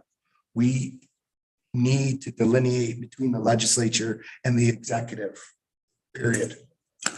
This needs to be addressed. Establishing officers. I hope to establish an elected county executive, but there also is the option to create a comptroller with a charter if you were interested in that. If you can dream it up, you can do it with a charter within the parameters of law. And then another big thing that I always think about an elected executive is there's accountability to the electorate. There's someone that is directly beholden to the voters of the county. They vote directly for that person, not for us, and then we vote for that person. There's a direct accountability to the electorate. Next slide, please. Can you, Quick, Chris. sorry, before you go on, thank you. With the election of a county executive, that county executive, if I understand correctly from my NISAC training, has veto rights. If we put it into if we do not. if we don't put it into the charter, so you can see it here, may have veto powers similar to other elected executives, such as a governor or a mayor. I would suggest that we would put that in there. And I would also. So that they cannot veto. So they can veto. I would suggest that they have veto power, and I would also suggest a 3/4 override to counteract the power of the legislature. This legislature needs to acquiesce some of its power, period. That's my opinion. You have to, at a $150 million corporation, you have to have someone at the helm managing the day-to-day operations, and you cannot have an oversight body managing the day-to-day operations, my opinion. but I will continue to force that. Thank you. Carry on. Yes, ma'am. So the difference between the charter with the county executive is that in the charter it becomes an elected and we get to delineate the difference between that county executive and like the former. So I want to be clear. Yeah, I want to make sure I understand that. Yeah, no, that's a very good question. I want to be clear. I support, before I knock things over, I support elected county executive, but you can do a charter with an appointed manager. I will not support it under any circumstances. We fired 5 out of 7. I'm proud of you for even bringing it up. I thought you were gonna skate over it. Yeah, Not- so, you know, County has that. but it is a possibility. I'd be lying to you if I told you you couldn't have an appointed. Tompkins County does it. They have a charter with an appointed administrator. It defeats the purpose to me to have an unelected bureaucrat not beholden to the people. But it is a possibility. So, yes, ma'am. Will there be opportunity for further discussion about writing the rules into this? Well, I'm sorry. I'm sorry, will there be further opportunity for further discussion? Oh, this is just the tip of the iceberg. About writing the veto power? Yeah, oh, absolutely. This is just a conversation starter. I just want to make sure, because we're running out of road here, and I wanted to make sure we got started on it. So I won't read this, but yeah, it's the obligatory definition. So I could want to say that, I'm glad you brought it up. There is veto power. And essentially, I wanted to say this is no different than all of us learned about in grammar school, right? There's a mayor or a president or a governor with a legislative body. I'm not reinventing the wheel. I'm just going what our framers did. Yes, sir. Now, if we go the county executive route, that person is chosen by the legislatures. That's not elected. No, it's not. No, and That's elected too? it's a countywide elected Even business. as a county administrator? No. No, that's what I'm asking. So if you went the county administrator route, Yeah, that would be an appointed, but by us. by the legislature. And the executive is voted on by the public. That's correct. Okay, just Yes. Yep. that's straight. Thank you. And Chris, to Lydia's point, you're envisioning, I assume, some kind of work group? I mean, it's not like you're gonna think all this up and say, here it is. After tonight with this presentation, everyone was going to resoundingly vote for me to just do it. Yeah. You didn't hear it, this is the way to go. Okay. But this one- That I want to go home. Yeah, there will be. So, and just bear with me because I did do some tasks. Oh. There will be homework. Next slide, please. So I just wanted to talk about a little bit about local law number 7. This is, so we're not operating under it right now because we don't have an administrator, but local law, number 7 of 2017 replaced local law number 10 of 2010, which was an attempt to create, I believe it was a well-intended intent to manage. We saw a problem that we needed someone to manage the day-to-day operations of the county. We attempted to do so through an appointed manager, and then eventually we changed that to an administrator, I believe, in 2007. I think it was a manager and or in 17, and then a manager in 10. So it was an attempt by this body to address the day-to-day operational needs of the county. Well, like I said, well-intentioned, but failed 5 times out of 7. So that's what we kind of have now, and it's kind of, in my opinion, of what not to do kind of deal. So next slide, please. So here's what I'm thinking. We should do a legislative initiative charter, use the short form charter. There is a short form, which I can't take credit for this. Mr. Fetcher was doing this when I was still in college, dreaming about someday being here. But there is a sort of like a template that you can use in the short form to create. So it's basically like a fill in the blanks. So I propose we use that. We establish an executive, address the redistricting in that charter, And then we're gonna have to submit it for voter referendum.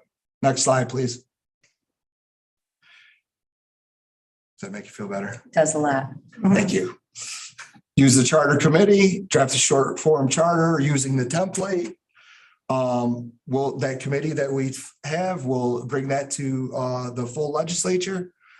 This legislature will vote on it. We'll submit it to the BOA to put it on the ballot.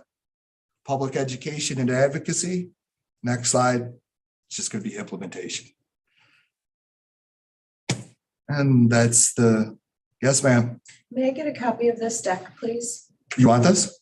Please. Yeah, sure. I can send it to you. Too, Chris. Yeah, If you could email it to all of us, Chris. Yeah, definitely. I didn't think it's just basically notes. Oh, this is huge. Sure. Yeah, wow. I got a question. If we go the elected or executive, is there qualifications? Who sets the qualification? Can anybody run for that? Yeah, that's. Anybody can run for it. That's a little, I mean, somebody's very popular. Anybody can run for president, anybody can run for mayor. Mayor. Mayor. Legislature. Don't have to Anybody be can law run for, enforcement. I mean, look at me, I'm sitting here. You don't have to be law enforcement. That's what I mean. That's my. You're not executive. Concerns me. I'm So, no, I appreciate that, but I just, because I've heard that a lot, Mr. Chairman. And nobody sets a standard then. No, and I find it because I've heard it a lot, and in my opinion, I find it to be a fundamentally flawed argument, because I do believe that this county has sufficient talent in it to produce a leader. Monroe County, Onondaga County, smaller counties down in the Hudson Valley, Putnam County, they have elected executives that manage the day-to-day operations of their counties. No, of their city. I'm not against it. I'm just I know. about qualifications that somebody may be very, very popular.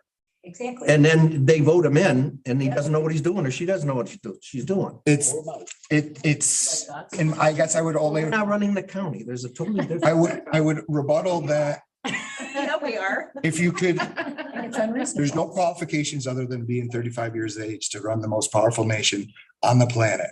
You don't even have to be a lawyer to sit on the Supreme Court. So I don't think that this sort of notion that you need to have, and I understand your point, Mr. Chairman, I really do.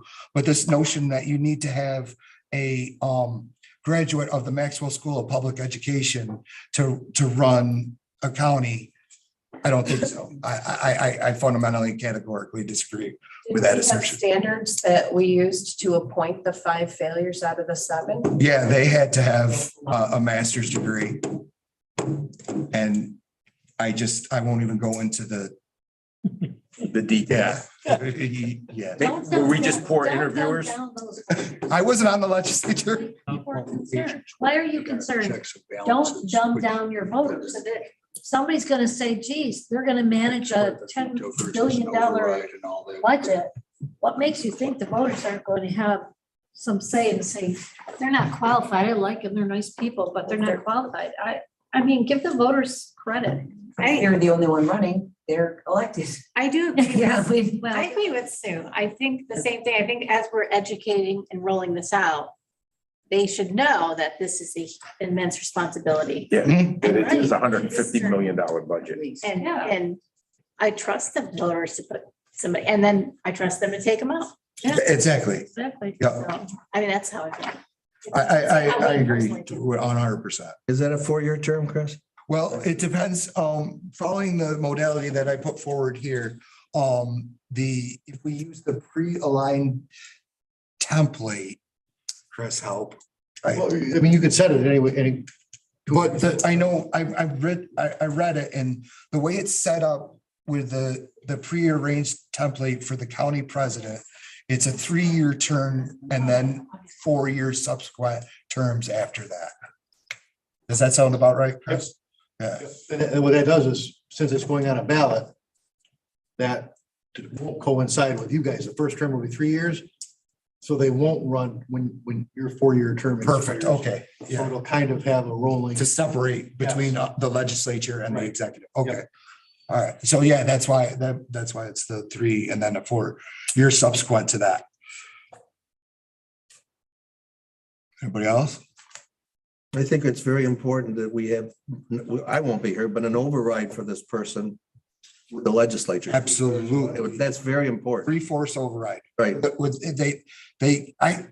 not reinventing the wheel. It's simply what the framers of the Constitution did.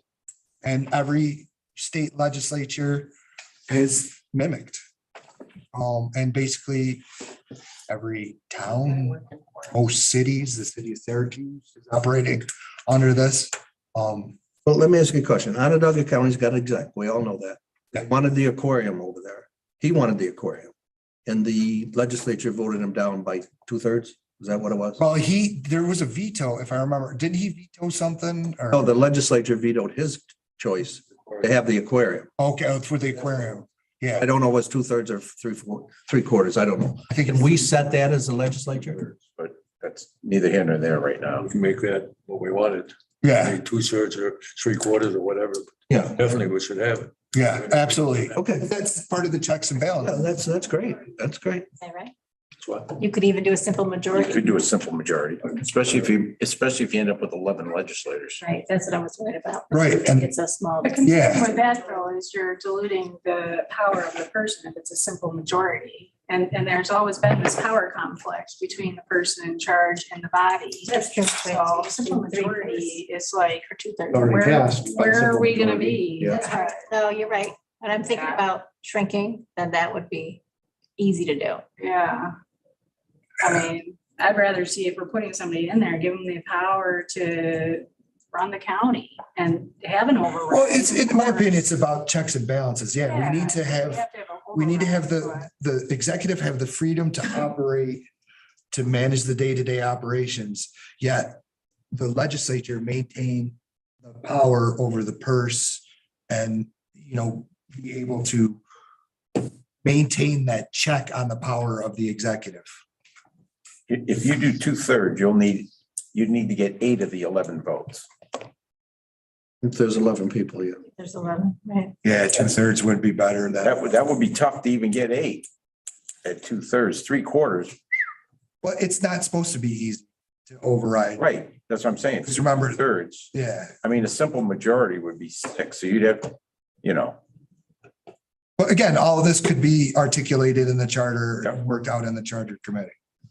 Both your redistricting and your charter are going on to the same referendum. You won't know, people may vote down the 11 and vote in favor of the charter, in which case, Fair enough. Going in series, so.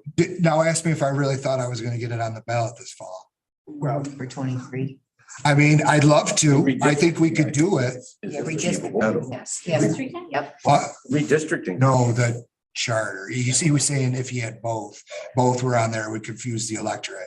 And I mean, I think if we did a good job of it, and I'd like to get it on the ballot myself, but I'm not saying that you would confuse the electorate. I'm saying when the question of the override, whether you go, let's say you put in the charter, well, you got to have 6 votes or 7 votes, because you want to split the difference between 2/3 and a simple majority. If you say, well, we'll go with 7, you won't know until the referendum's over whether you have 11 or 15 legislators. I see what you're saying. So if it's a referendum for 11, we won't know until they pass it. Understood. I got you. So you have to be careful if you choose 2/3 or 3/4 or whatever. Okay. Yeah. That's what you mean. Very good point. Yeah. Hey, Chris, can I ask a question? Sure. So if it's a elected executive, say this goes on the ballot this fall and passes. So does that election happen next 2023. year? In a perfect world, I'd love to have, again, I don't know the feasibility of it, but I'd love to have in 2023, a new legislature as well as the 3-year term for an executive. And Well, you won't- is it a You mean situation where, 2024, you mean? To take effect in 2024, to run in 2023. okay, and is it a situation where you envision like Republicans putting up their candidate and Democrats putting up their candidate, and then it's gonna go to. What do you mean for the election of the executive? Yeah. Oh, it'll most definitely. So it'll Envision, that's what will happen. Yeah. Election. Yeah. The Dems will put somebody- up one and then the Yeah. Republicans and then maybe the conservatives and, Independent. yeah. The first one will certainly be a Have a crowded. free-for-all. But you may have primaries too. I mean, if- Absolutely. It'll be crowded. I can almost guarantee a primary on both sides. So this person has to do this every 4 years, so my concern with the executive is, like, when I ran for office, it was all consuming for an entire year of my life, you know? And we're gonna have an executive out there for a whole year, banging on doors, Welcome to the big politicking leagues. versus running the county. That's a concern that I yeah. think we need to talk about, or at least recognize. I would say probably the first time through that would be the case that hopefully in getting an executive, you can staff up the leadership. Oh, it has to be 100%. It's not as if there would be nobody here answering the phone You're gonna need a deputy Somebody county staff. administrator in the county or county executive. You're gonna need a deputy executive. versus just. So we're gonna build government. Exactly. We are gonna grow government. There's no lie. Quite honestly, Jim, that we need to staff Yeah, this is irresponsible. the 6th floor right now. Year ago. Staffed. 2 years. Yeah, I Yeah, hope they're 2 gonna years make ago. more than Why the wasn't it done 13 a year or grand so that we ago? get paid every Because- year. Good I question. mean, because I didn't give such a fine. I'm just saying. I hope so too. Right? What did you say? I didn't hear you. Why wasn't it was it- staffed a year or two ago? That's a fantastic question. Oh, here we Let's go. explore that. All right. No, you're absolutely Jim, correct. that is what's commonly referred to as Pandora's box, Yeah. and I'd like you to close it. Just like. Too soon. For the- I don't know. I've got a little history as mayor. Maybe I might want to run for that position. You absolutely could. Yeah, I'm sure there's I people in just- this room that will. Had a birthday. You're 35. Yeah. Me too. What's that? Who's not running? We don't, I wish that was still a problem. Should we for say me. All right, that's good. with this elected on the charter. Do we set the terms or is the state subject with the new 23 law to 2 terms? That's proposed in the ethics that the state is requiring local elected officials. I hope that thing Consecutive doesn't see the light of day. Yeah, I haven't seen that and I sure hope that doesn't go. It's in the budget. It's in their budget, Yeah, except except for the state state legislature. legislators. There's no term for them. Yeah. Of course. I'm hoping that gets stripped out of there.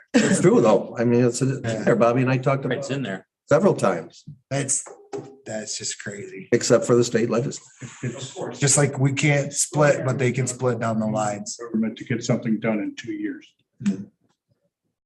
I mean, it just is. Think of all the projects you've had in front of you over the last several years. There's a lot of them you started, 3-4 years ago that are just now coming to fruition. Well, I mean, this position you talked about, it would be a 3-year and then a 4-year. Right. So that's 7 years. Is that it? No, I think they were talking about Except just 4 years. so wouldn't cycle with But 2 consecutive terms, If that law passes. if that law passes. Oh, I see. Yeah. That dog don't hunt. No, I don't think the state will. Yeah. I don't know. A lot of people want term limits, but they better put state employees in there too. Chris, realistically, and everybody realistically, I'd love to have this in by the end of next year, or by November of 23, On the ballot. on the ballot by November of 23. I'd love it. I think If it's possible. I think it's feasible. It'll require us rolling up our shirt sleeves and sharpening our pencils and. I think this is a great start. Partisanship, but I think. Great start. Yeah. We're starting early enough. It's a great start. Yeah, and so, we'll continue with this. Katie and Cheryl are going to talk about the redistricting in April and, any thoughts, concerns, questions anybody has. I guess I'll just throw it out there. If everybody thinks about it and is comfortable with it, perhaps maybe at the next meeting, we could talk about charter committee. So let it wash over you, think about it for a little bit. And then maybe in April, we could, yes, ma'am. I just have one last question about, like how we got here today. We're a new legislature, a new group of people. But this is the most in-depth, this is the work and what I've been waiting to hear for 2 years. So this is a first for me. I know Tricia and I are both going, we've been waiting for this. Thank you for the presentation. Yes, Yeah. thank you. Great job, Chris, really is. Also, just so everybody knows, new legislators and those who still feel new or whatever, this is all, like, it's a clean slate for all of us. But I think there was some buildup ahead of that. Because it seems like we're putting more consideration into charter than any of the other forms. Is that because the conversations prior to tonight got to this place? I think it's because, in full disclosure, I think it's because I'm pushing the charter. Honest man. You know, Oh, not there are other options. A framework? You know, I mean, Sorry. there are other options. I think they've been tried and failed. But I think how we arrived here is there's those legislators have been here. They've heard me say too much. I just been yapping for years about it. Know the process. If we Yeah. No, there are other options. And that's why I talked a little bit about local law number 7 and those prior iterations to do so without a charter. So I Chris found new meat in the room. So I got one last question. Did everybody get the maps for the redistricting? 'Cause I have new ones.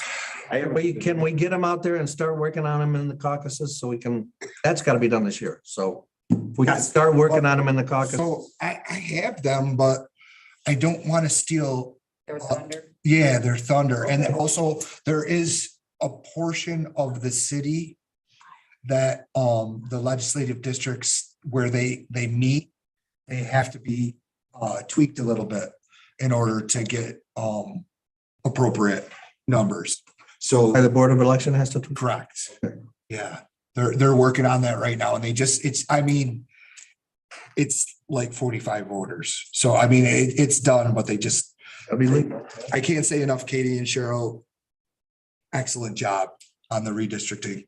Will you be in touch with them again? Once they get that finalized, can they get them out to us so we can start looking? I can certainly. Will they come and present? Yeah, I could certainly ask them to. You would. send it out. I think that what they're waiting on now is planning. Okay. Because, The GIS. yeah, because it's literally down to the street level and we're talking like literally like 45 residents of the city of Auburn, Okay. you know, that they gotta, just to make the districts. So that information is forthcoming. And I'll be happy to give you what I got now, but it's not. Yeah, we might just well wait for the final. Well, to your point, Dave, though, I mean, we could, surely we want to look at their presentation and what they have. They gave a great presentation last time, you know, where they crayoned in the spaces. It gave me a good visual. It was good enough. If they have something even a little more detailed than that, just working about 45 residents, Yeah. it should all start. So the districts will change in Auburn. That's it. For 11 and 15, the proposals that they've made, and essentially the districts in Auburn won't change in the proposals that they've made, just in where the lines meet in the city of Auburn. They just gotta kind of carve out a little bit in the center. So someone in planning is working on fixing the map? So planning does the GI, and I don't really know the particulars of this, but the smart people in planning have break down to the street level. Right, take the GIS map and they put the lines on the. Correct. So they're getting the accuracy to within that range, if that makes any sense. I understand 100% what you're saying there, but again, we want to push this thing by August. I'll give you, essentially, the districts aren't going to change other than a little center. I'll give you what they said, they gave me today. I just met with them today at 3:30. So we talked about the 15, they were going to look at the 13. 13 is not an option. They are looking at it, to your point, aren't they? They're gonna. They've looked at it and it's not an option. Okay, but we asked them to look at it, and then the 11, so. Yeah, you're right. Yeah. Chris, just send that out to us, will you? So we have something to look at. Yes, I will. I'm very hesitant to stop on Katie and Cheryl. Well, ask them first then. Ask them. Yeah. Ask them how they feel. Tell them we want something Even if when they get here. The preliminary. Look at. Okay, we're making sure they're not on. They're definitely on next month's agenda for you. For April, yes, they're gonna be presenting this very data that they gave, that they said today. If there are, whether send it out. If they're not, then we Yeah, don't get it. yeah, no, I certainly concur that the earlier the better, that everybody gets to look at it. And then they can arrive at 11 in a charter with an executive that. It was a great presentation, I thought. Yes. Just slip that one in. Yeah. Thank you for your presentation. This was very helpful. And I look forward to working with you on that. I'd also like to thank Katie and Cheryl for their diligent work last time they were here. Yeah. And then they took on another task. So I think I appreciate it. They've done, I can't say enough good about them. Good. Not an easy task. No. Especially when math's not your strong suit. All right, so any more questions? All right, I'll try to do the rest of this as quick as possible. Katie and Cheryl, they're not here. Oh, wait. One thing I wanted to add, Legislator Bailey with this. So there's been some discussion potentially about veterans moving over to Health and Human Services. There's going to be further discussion about that. As I understand, the department head feels that it would be more advantageous to be exposed to the other committees, which dovetail, or the other departments, which dovetail In terms of service provision. service provision. So I just wanted everyone to know that that's a discussion that's been going on. It's been recommended by the Veterans Board, former legislator Charlie Ripley. I personally think that Legislator Daley already has 2/3 of the county budget and has enough work to do. But if you want to take work off my plate and give it to Elaine, go ahead. This is by asking from the new director, the new Yes, VA director's that was asking. on right now, and he's had some preliminary conversation. Right. I talked with Chris. I talked with both Chris's, and if there's an appetite to do that, then obviously the rules of order that we approved would have to be changed, because that's where those committee assignments are. But you were reluctant to just say, oh, sure. Go. That's what I was gonna say. I'm a little concerned that, like, Without getting- since I'm a big bully, Sue's gonna be like, I want to go to Elaine's committee too. No, she won't. No, she won't. You know what I mean? So I just think that's something we should take into consideration. But if it's gonna be advantageous for the veterans, I just wanted to say that, did you want to add anything, sir? Yeah, so I'll just, since I'm here, so this is like day 67 for me, I think. And in my dealings, in my short time here, I've corresponded with Office for the Aging several times. And I'm looking at, if we can't help a veteran within the veteran structure going to the VA, I think it would be beneficial for us to learn more about the Health and Human Services side of things. To find, if we don't have an answer, learn how to better get an answer potentially through Health and Human Services. That's really where I'm going with this. And I just think that it just makes sense. Sir, did you want to do your presentation since we're here? I don't really have a presentation at this point. I'm sorry, you just talk about your department or whatever you wanted to say. Did you guys hear me or not? Yeah. Yes. Oh, you're saying, go do my part of the, okay. So part of the agenda, that's what you were getting. Yes. Yeah. Again. This is what I mean, not what I say. Day 67. So, I'm learning my ropes around here. So, yeah. So, we're keeping busy down the office. The good news is we just got the deputy director back full-time. The part-timers have been working extra, and that concerns me a little bit when it comes to budgeting and time and that sort of thing. But generally, you can see that we're rolling pretty well with our actions with the part-timers we had in February. So as they've been doing extra to get things done. And as you look at the type of things that we do, as I say, they do dovetail better with Health and Human Services than anywhere else. We have a candidate for our part-time van driver. And I think everybody's starting to understand, especially when we talk about the SCAT van and other volunteer organizations, how hard it is to get somebody responsible to do a job like that for part-time at a, essentially a minimum wage.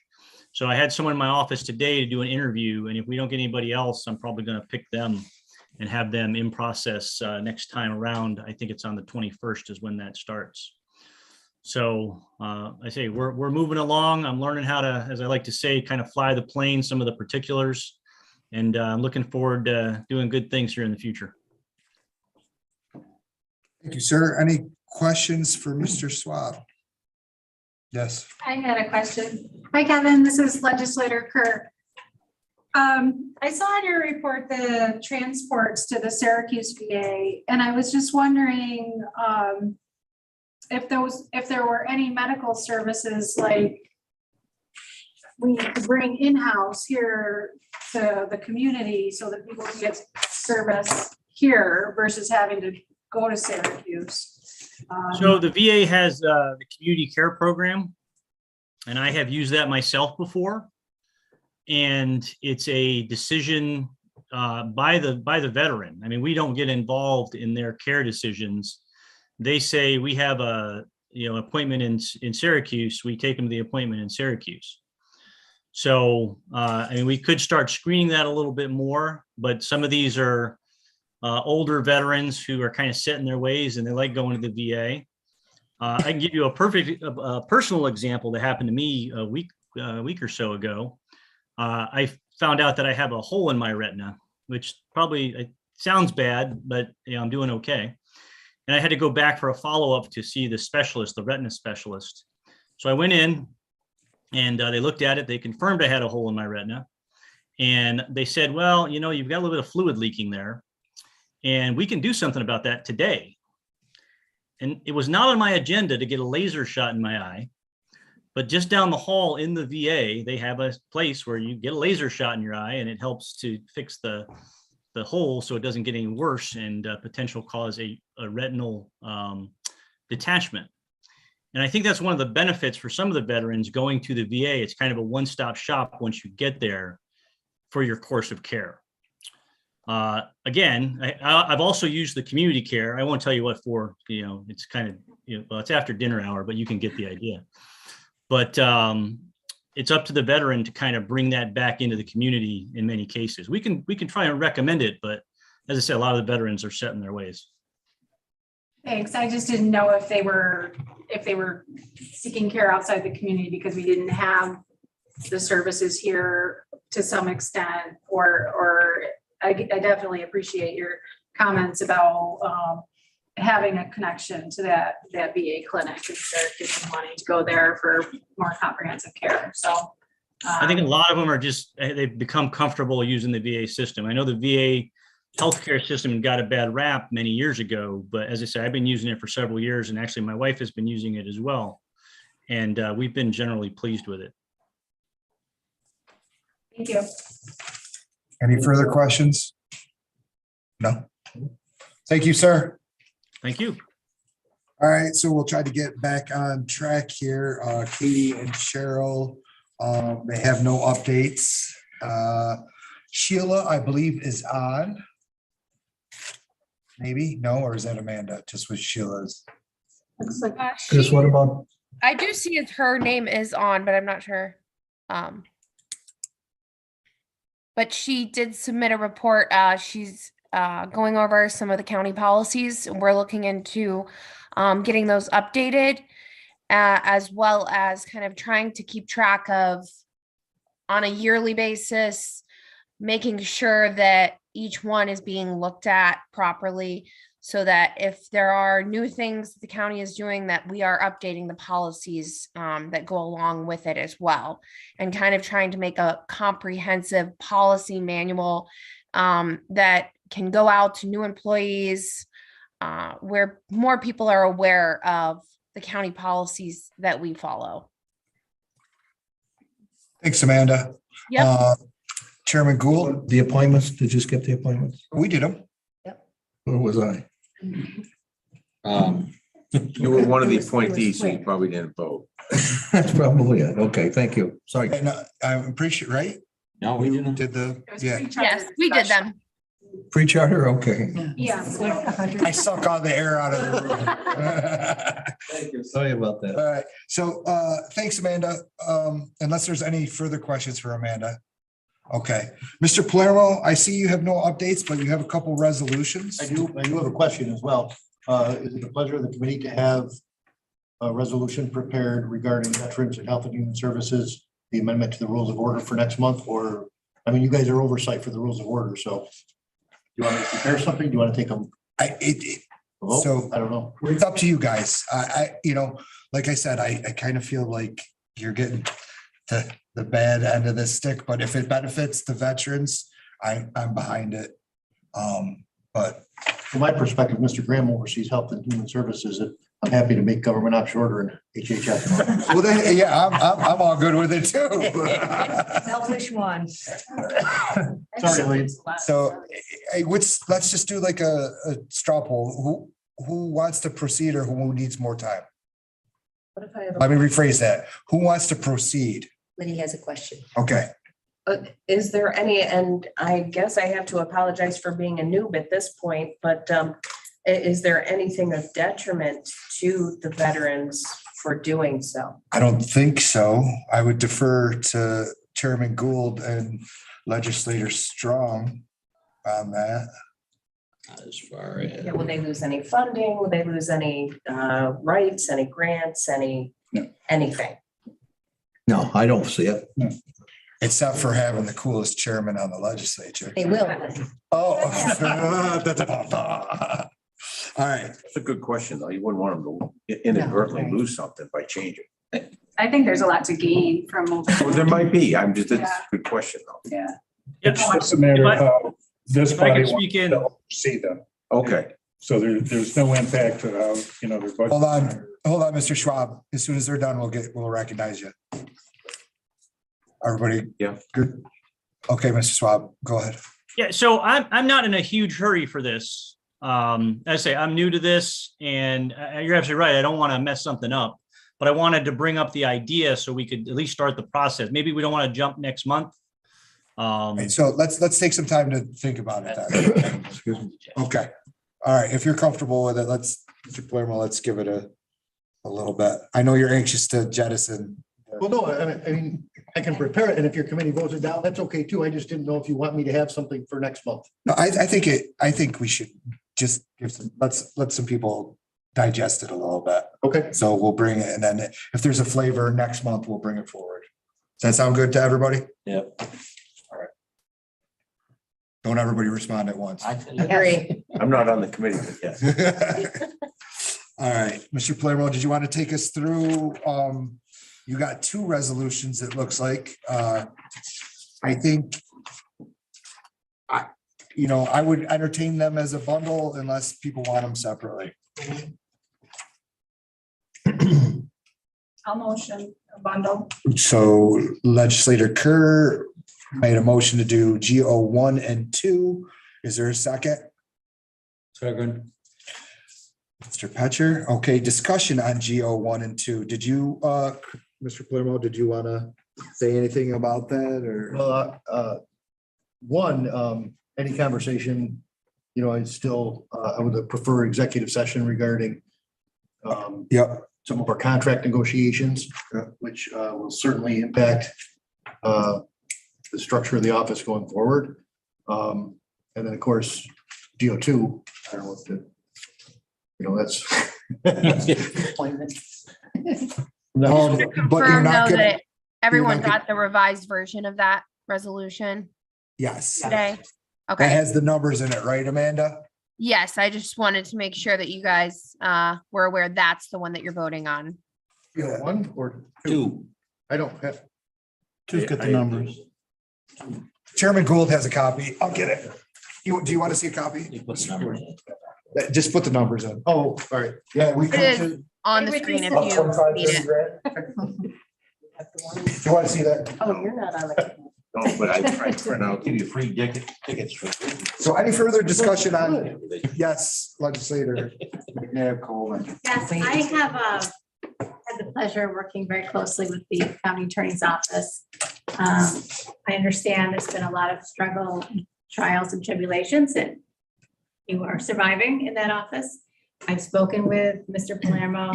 I know there's a plan to be worked on to shore up some things in the office. I'm looking very much forward to that plan. I think that it's overdue. And I just want to make sure that that office has everything it needs to move forward, because I think right now it doesn't. And it does fall to you as the leader of that department, and we have discussed it. So I feel like, I look forward to whatever plans come, because I know there's stacks of things. Because I just want to echo that. I mean, a lot of people don't come in here every day, but Elaine and I do, or did. And we know what the office does, and I agree with both of these 100%. I don't get to vote now, but just my comment. Any further discussion on GO 1 and 2? Hearing none, all in favor? Aye. Opposed? Carried. Moving through the agenda. Madam Clerk. There's a lot of updates. Most of them are up there. We have a new Facebook page for DMV. They're going to just be putting out information, giving people our email, and it's the first time we had it. And we actually have people to man it, and before we were just crazy. But I will say it's starting to get really busy in there already, and I think summer will be busy again. So I was glad to see a lot more people, even this week already. We launched a free fraud alert service the other day, and I put it on the website, put it in the newspaper. If somebody records or files a document in the county clerk's office, then it automatically, if you sign up for the free fraud alert, say that 5 times fast, then you'll get an alert, and it's free. You can always go online and look at your, let's say somebody says, oh, a deed was filed or whatever. So it's handy for people to have. Other counties have it, and we get it through our vendors, so no cost to anybody. And how do we sign up for that? You sign up here. You can just click right on here. Or you can go on the website. You can go, thank you. If anybody wants it, I've got some paper copies. We've been in the paper a lot lately. Here's the county historian did an excellent article about this little house near the old jail. I don't know if you saw it in the paper. It was great, wasn't it?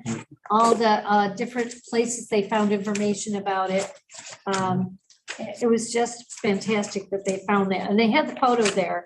But, they talked about how digital is good, but you still need some interpretation by a historian. So, and then we have our Dreams project. And I want to thank everybody for their support of that. April is Donate Life Month in the DMV. And we're promoting organ donation. And we do that every year. We've been doing it for about 15 years now. The kickoff is Monday, April 4th. We'll probably have kickoff about 10 o'clock, 10:30. You are all invited to come and enjoy. There's always a theme, a state theme. And so, there'll be some costumes and things for fun.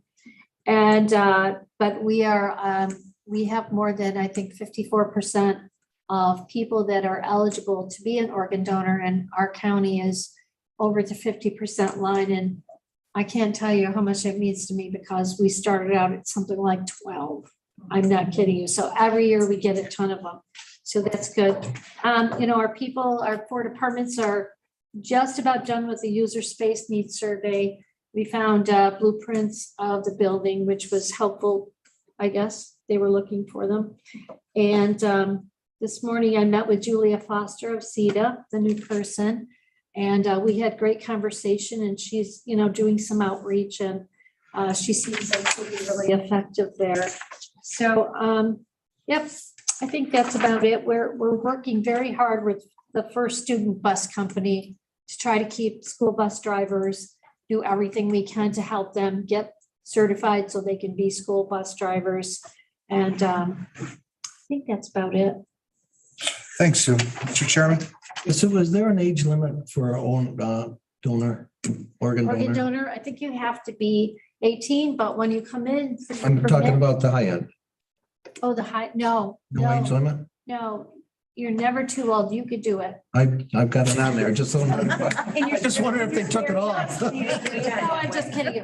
No, there is no, and you know, people say, oh, my organ. You can always be on that list and they test everybody anyway, you know, all your organs and everything. So don't ever say they don't want your organs. I don't care what your life has been like. You never know. And it's organs and tissues. And they say, you know, one person can save at least or at least enhance 4 lives. I mean, that's pretty amazing. So when you think about that, all the people that have enjoyed a better life because of organ donation, and our, you know, we're on the state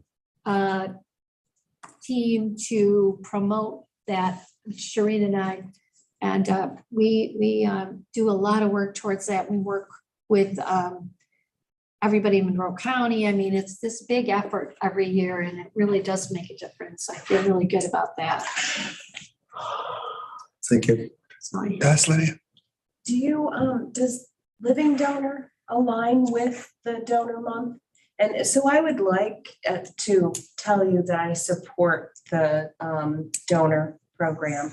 And your folks are great about talking about that as soon as you walk into the building, right? When we were doing the tour. Yes. You don't have to die to donate. You can do it today. 17 years ago in April, as a matter of fact, I donated a kidney to someone who would have passed 17 years ago, and he is still alive. And you are too. And I am too. And many people, I have heard folks who have tried to donate a kidney and found that they only had one, they were born with one. So you can live without the need for 2. And you can donate a part of a liver. You can donate, where you get it? Bone marrow. Thank you. Yes, donate bone marrow. There are so many ways that you can be a donor. So And we always have somebody in, at least one person who has received or given an organ. We have several people this year, but it's great, Lydia, that you told me about that. It's certainly a sacrifice. It's just amazing that you do that, really. And we have recipients who we know, Brian Dahl, for example. Brian Dahl will be one of the ones, right? We have another person too, and they come in and they stand right up at the counter when people come in, because again, people go, oh, you don't want my, you don't want, you know. But, you know, they say, yes, everybody wants to, you know, just, so anyway, and it's not like we're harvesting organs or just, some people are so freaked out by it. Supposedly every religion has approved all of this too. A lot of people, there's some religious problems with it, but most major religions really promote it, so. Thanks, Sue. Good job. Yeah. Good job. Any further questions for Sue? All right, thank you, Sue. Appreciate it. Mr. Bond? Yes, so, yep, you have my report. I just wanted to highlight just a couple of things for you. So the good news is we've tentatively filled the senior computer systems technician position that we put up last month. And we have a tentative start date for this person on April 4th. So we're very excited about that. Looking forward to getting started with this new person. Is that a local person now? It is. Good. Yes, from Auburn. Yep. Very excited. So that's great. And just an update on the multi-factor authentication solution that I have listed here. I had a start date for implementation March 4th. That did get pushed back a little bit. Last week, we had some issues with license procurement. Over the last few months, you know, our team has spent several hours standing up the solution in kind of a test phase. Put all the work in place, and literally we're just waiting for the license to be cut so we can move over to production. And basically what this solution is, it just adds an extra layer of authentication for any users that are accessing web-based email remotely and VPN access from outside the county coming in. So the solution will be coming. It's just we're probably a couple weeks out is all. So those are just two updates to my report. If there's any questions, I'd feel free to answer anything. I do have a couple of resolutions up to create 2 new positions. And I can give you more information. GO 3 and 4. What's the committee's pleasure? Would you like to take them individually or would you like to bundle them? Everybody answer. One at a time. Anybody, you want to make that as a motion, sir? Yes, GO3. GO 3 and 4 is a bundle? No, GO3. Oh, I thought he said bundle. I can't hear. Thank you. Yes. So we're taking GO 3 as a. All right, do I have a second to Mr. Petcher's? Second. Yes, Ms. Nightingale, thank you. Okay. So GO 3, authorizing to create and fill a senior network administrator position in the Cayuga County Information Technology Department. Tom, would you like to expound on that? Or? Yeah, absolutely. So this would be a position, again, looking to recruit local IT talent and move away from our entree consulting model in favor of this. So this position is obviously already accounted for in terms of budget. We would simply just be removing a position from the entree side and moving to a county-based IT model for both positions. Any further discussion on GO 3? Questions for Tom? Hearing none, all in favor? Aye. Opposed? Carried. All right, GO 4 is authorizing to create and fill a senior systems administrator. I'll let you elaborate on that. Yep, very, very similar. The position is budgeted for currently. And again, we do have a senior systems administrator on staff with entree. We would just be moving that position into the county. Thank you. At this time, I'll entertain a motion for GO 4. Moved, second. Second. By Kerr. Discussion on GO 4. Just the way I like it. All in favor? Aye. Opposed? Carried. All right, that concludes the department heads. If I could, I just wanted to speak really quick about ARPA funding requests that I did. So I did get a couple of questions on the third item that I did put in. I just wanted to expand on it if I could. Basically, what that request is a upgrade to some of the network infrastructure in our communications towers. And it also is looking to do a broadband assessment for the county. And basically what that is the assessment is just like a high level report that would be provided to us, determine what are the underserved areas of the county. And based on some data and mapping that would be a result of the report, we can identify what those areas are and then look to, at a high level, look to what options we have to serve broadband to our residents. And when I say high level, we would do, high level design and cost estimates for a fiber optic network or a wireless network around those county areas. But a couple of things did come to light over the last month or so. One, I met with ECC Technologies, who is currently contracted with the New York State Department of Public Service, and they are currently undergoing a statewide broadband mapping program. So with that being said, and then there is I think we're slated for a presentation and planning next month. I think that we just want to pause on the assessment piece of this until I get a little bit more information about what the state is thinking. I don't want to, conduct work that's already in progress, basically. So I just wanted to put that out there. Understood. All right. I think, is that a question or is Well, I couldn't tell. I'm trying to. Pat your stomach. Control yourself. So Legislator Basile, I'm not on the committee, but I just happened to have a conversation because we're setting up our first meetings in Victory and Sterling the end of this month on broadband to finish what programs are in place and resume those activities. And in those discussions, there was discussions from one of the vendors that the federal government is, along with the state of New York, are dumping focusing, I shouldn't say dumping, but focusing money on that to find all the things you're talking about. So as far as us spending money on broadband, I would be a little hesitant to move too quickly on that. Because I think there's something coming down the pike on that's going to affect the state wants to look at the entire state and do just what Sure. talking about. And just to also report, I didn't touch on this, as part of the NICEAG IT task force, which I now am a part of. I'll be in Albany on Monday, and I'll make sure that that's brought up so I can come back with an update next month as well. Outstanding. See what they're thinking of. Trish? Yeah, I just wanted to say how much I appreciate you right out of the gate, focusing on broadband, as part of your role, and noticing that it is, there are gaps in the county.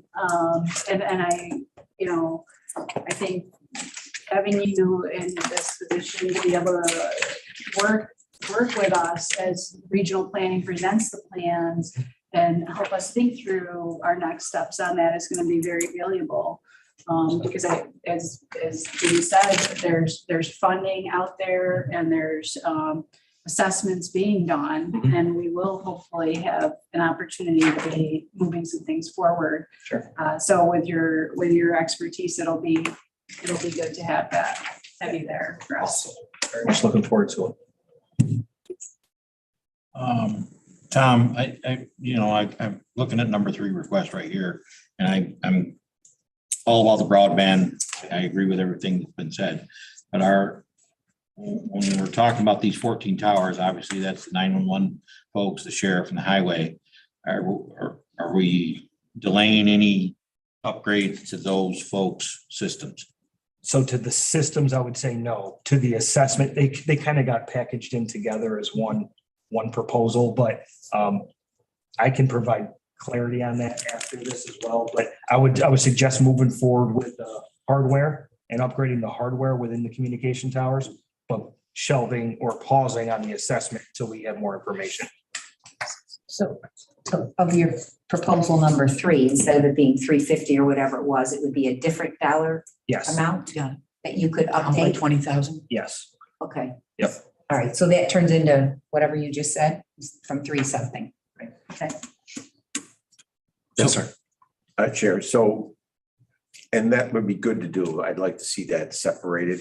And I did talk to, I forget her name, Denise. 911 Denise. Spengler.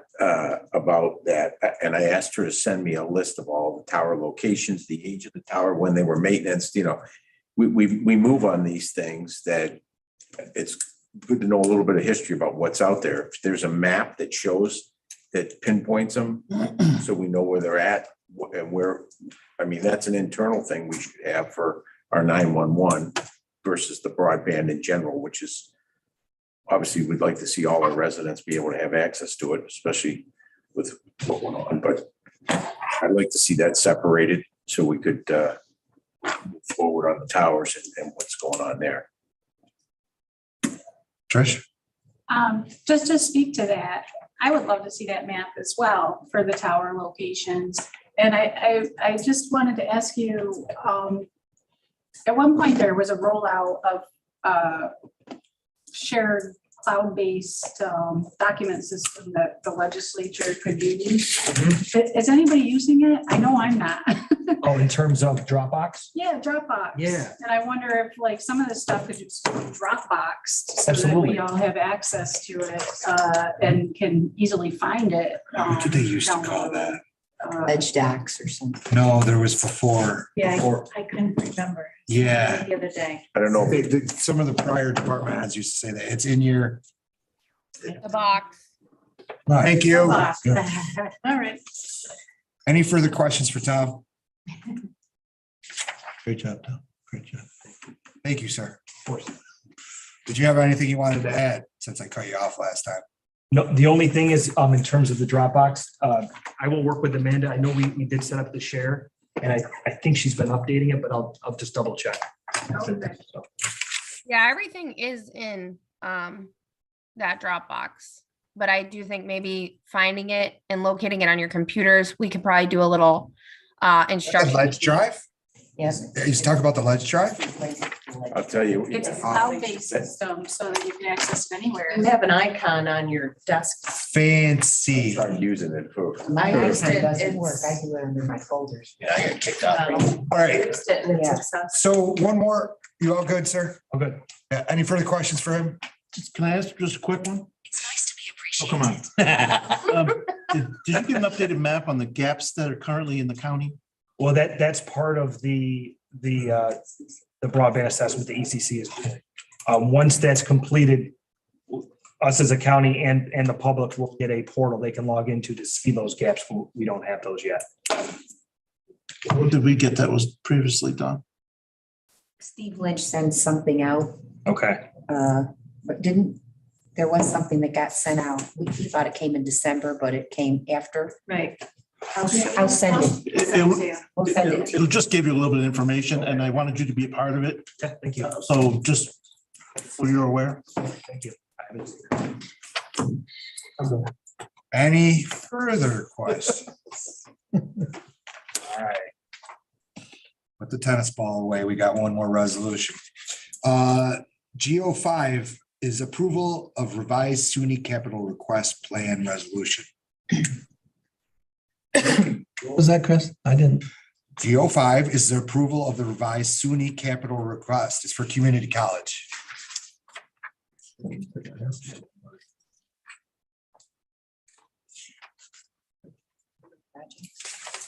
Anybody? At this time, I'll entertain a motion. Not to adjourn. I'll move it. Thank you. Is there a second? Thank you. Discussion. Explain it. Anybody can explain it, Is Chris. that, I'm sorry. Marie's on there, Yeah, That's a question. Marie Nellenbeck. I can't say Hallenbeck. Nellenbeck. Hallenbeck. You can hear me. Sorry. I can hear you. Good evening, everyone. Welcome. I'm Marie Nellenbeck. I'm the acting CFO at the college. And we do have a resolution for your approval.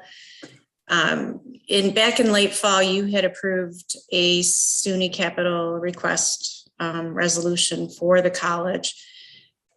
And one of the projects was in the resolution. The other one is an addition to the resolution that you had previously done. But what happened is we were informed very recently that we could use the funds that you're talking about. There are HERF funds, the Higher Education Emergency Relief Funds, as a local match for our projects. So as most of you probably know, we when we submit projects, we have to have a 50% local match. And then SUNY will match the funds dollar for dollar. So SUNY made us aware of the process. So in order to be able to go forward and use the HERF funds instead of the previously allocated funds from our foundation, we needed to amend the capital request. And that's what this resolution is doing. Thank you. Are there any questions? Yes, what exactly is a request for? It's just part of our process is, as the Cayuga County is our sponsor, it's not asking for any money. It's just part of the approval for us to be able to move forward with the project is getting the approval of our county. So the funding is all in place. It would be using our higher education relief funds and then 50% would come from the state. But part of the process is our sponsor has to approve. We have to have a resolution approving the plan. How much are we talking about? Nothing for us, as I understand, right? Okay. Yeah, cost us. We sure? No money from the county. It's just approval. Approval of the project. That's the way I understood it, Hans. Okay. Any further questions? What is, the project is, What is the project? it's on the screens in the resolution. Print them out. There's two projects and they involve, well, one of them you've already approved. And that's the $650,000 for childcare to improve the building of childcare. That was already approved back in late fall. The 450,000 that was approved before, 50% of the match was from the foundation. Now you would be approving that 50% of the match would come from our higher education relief funds.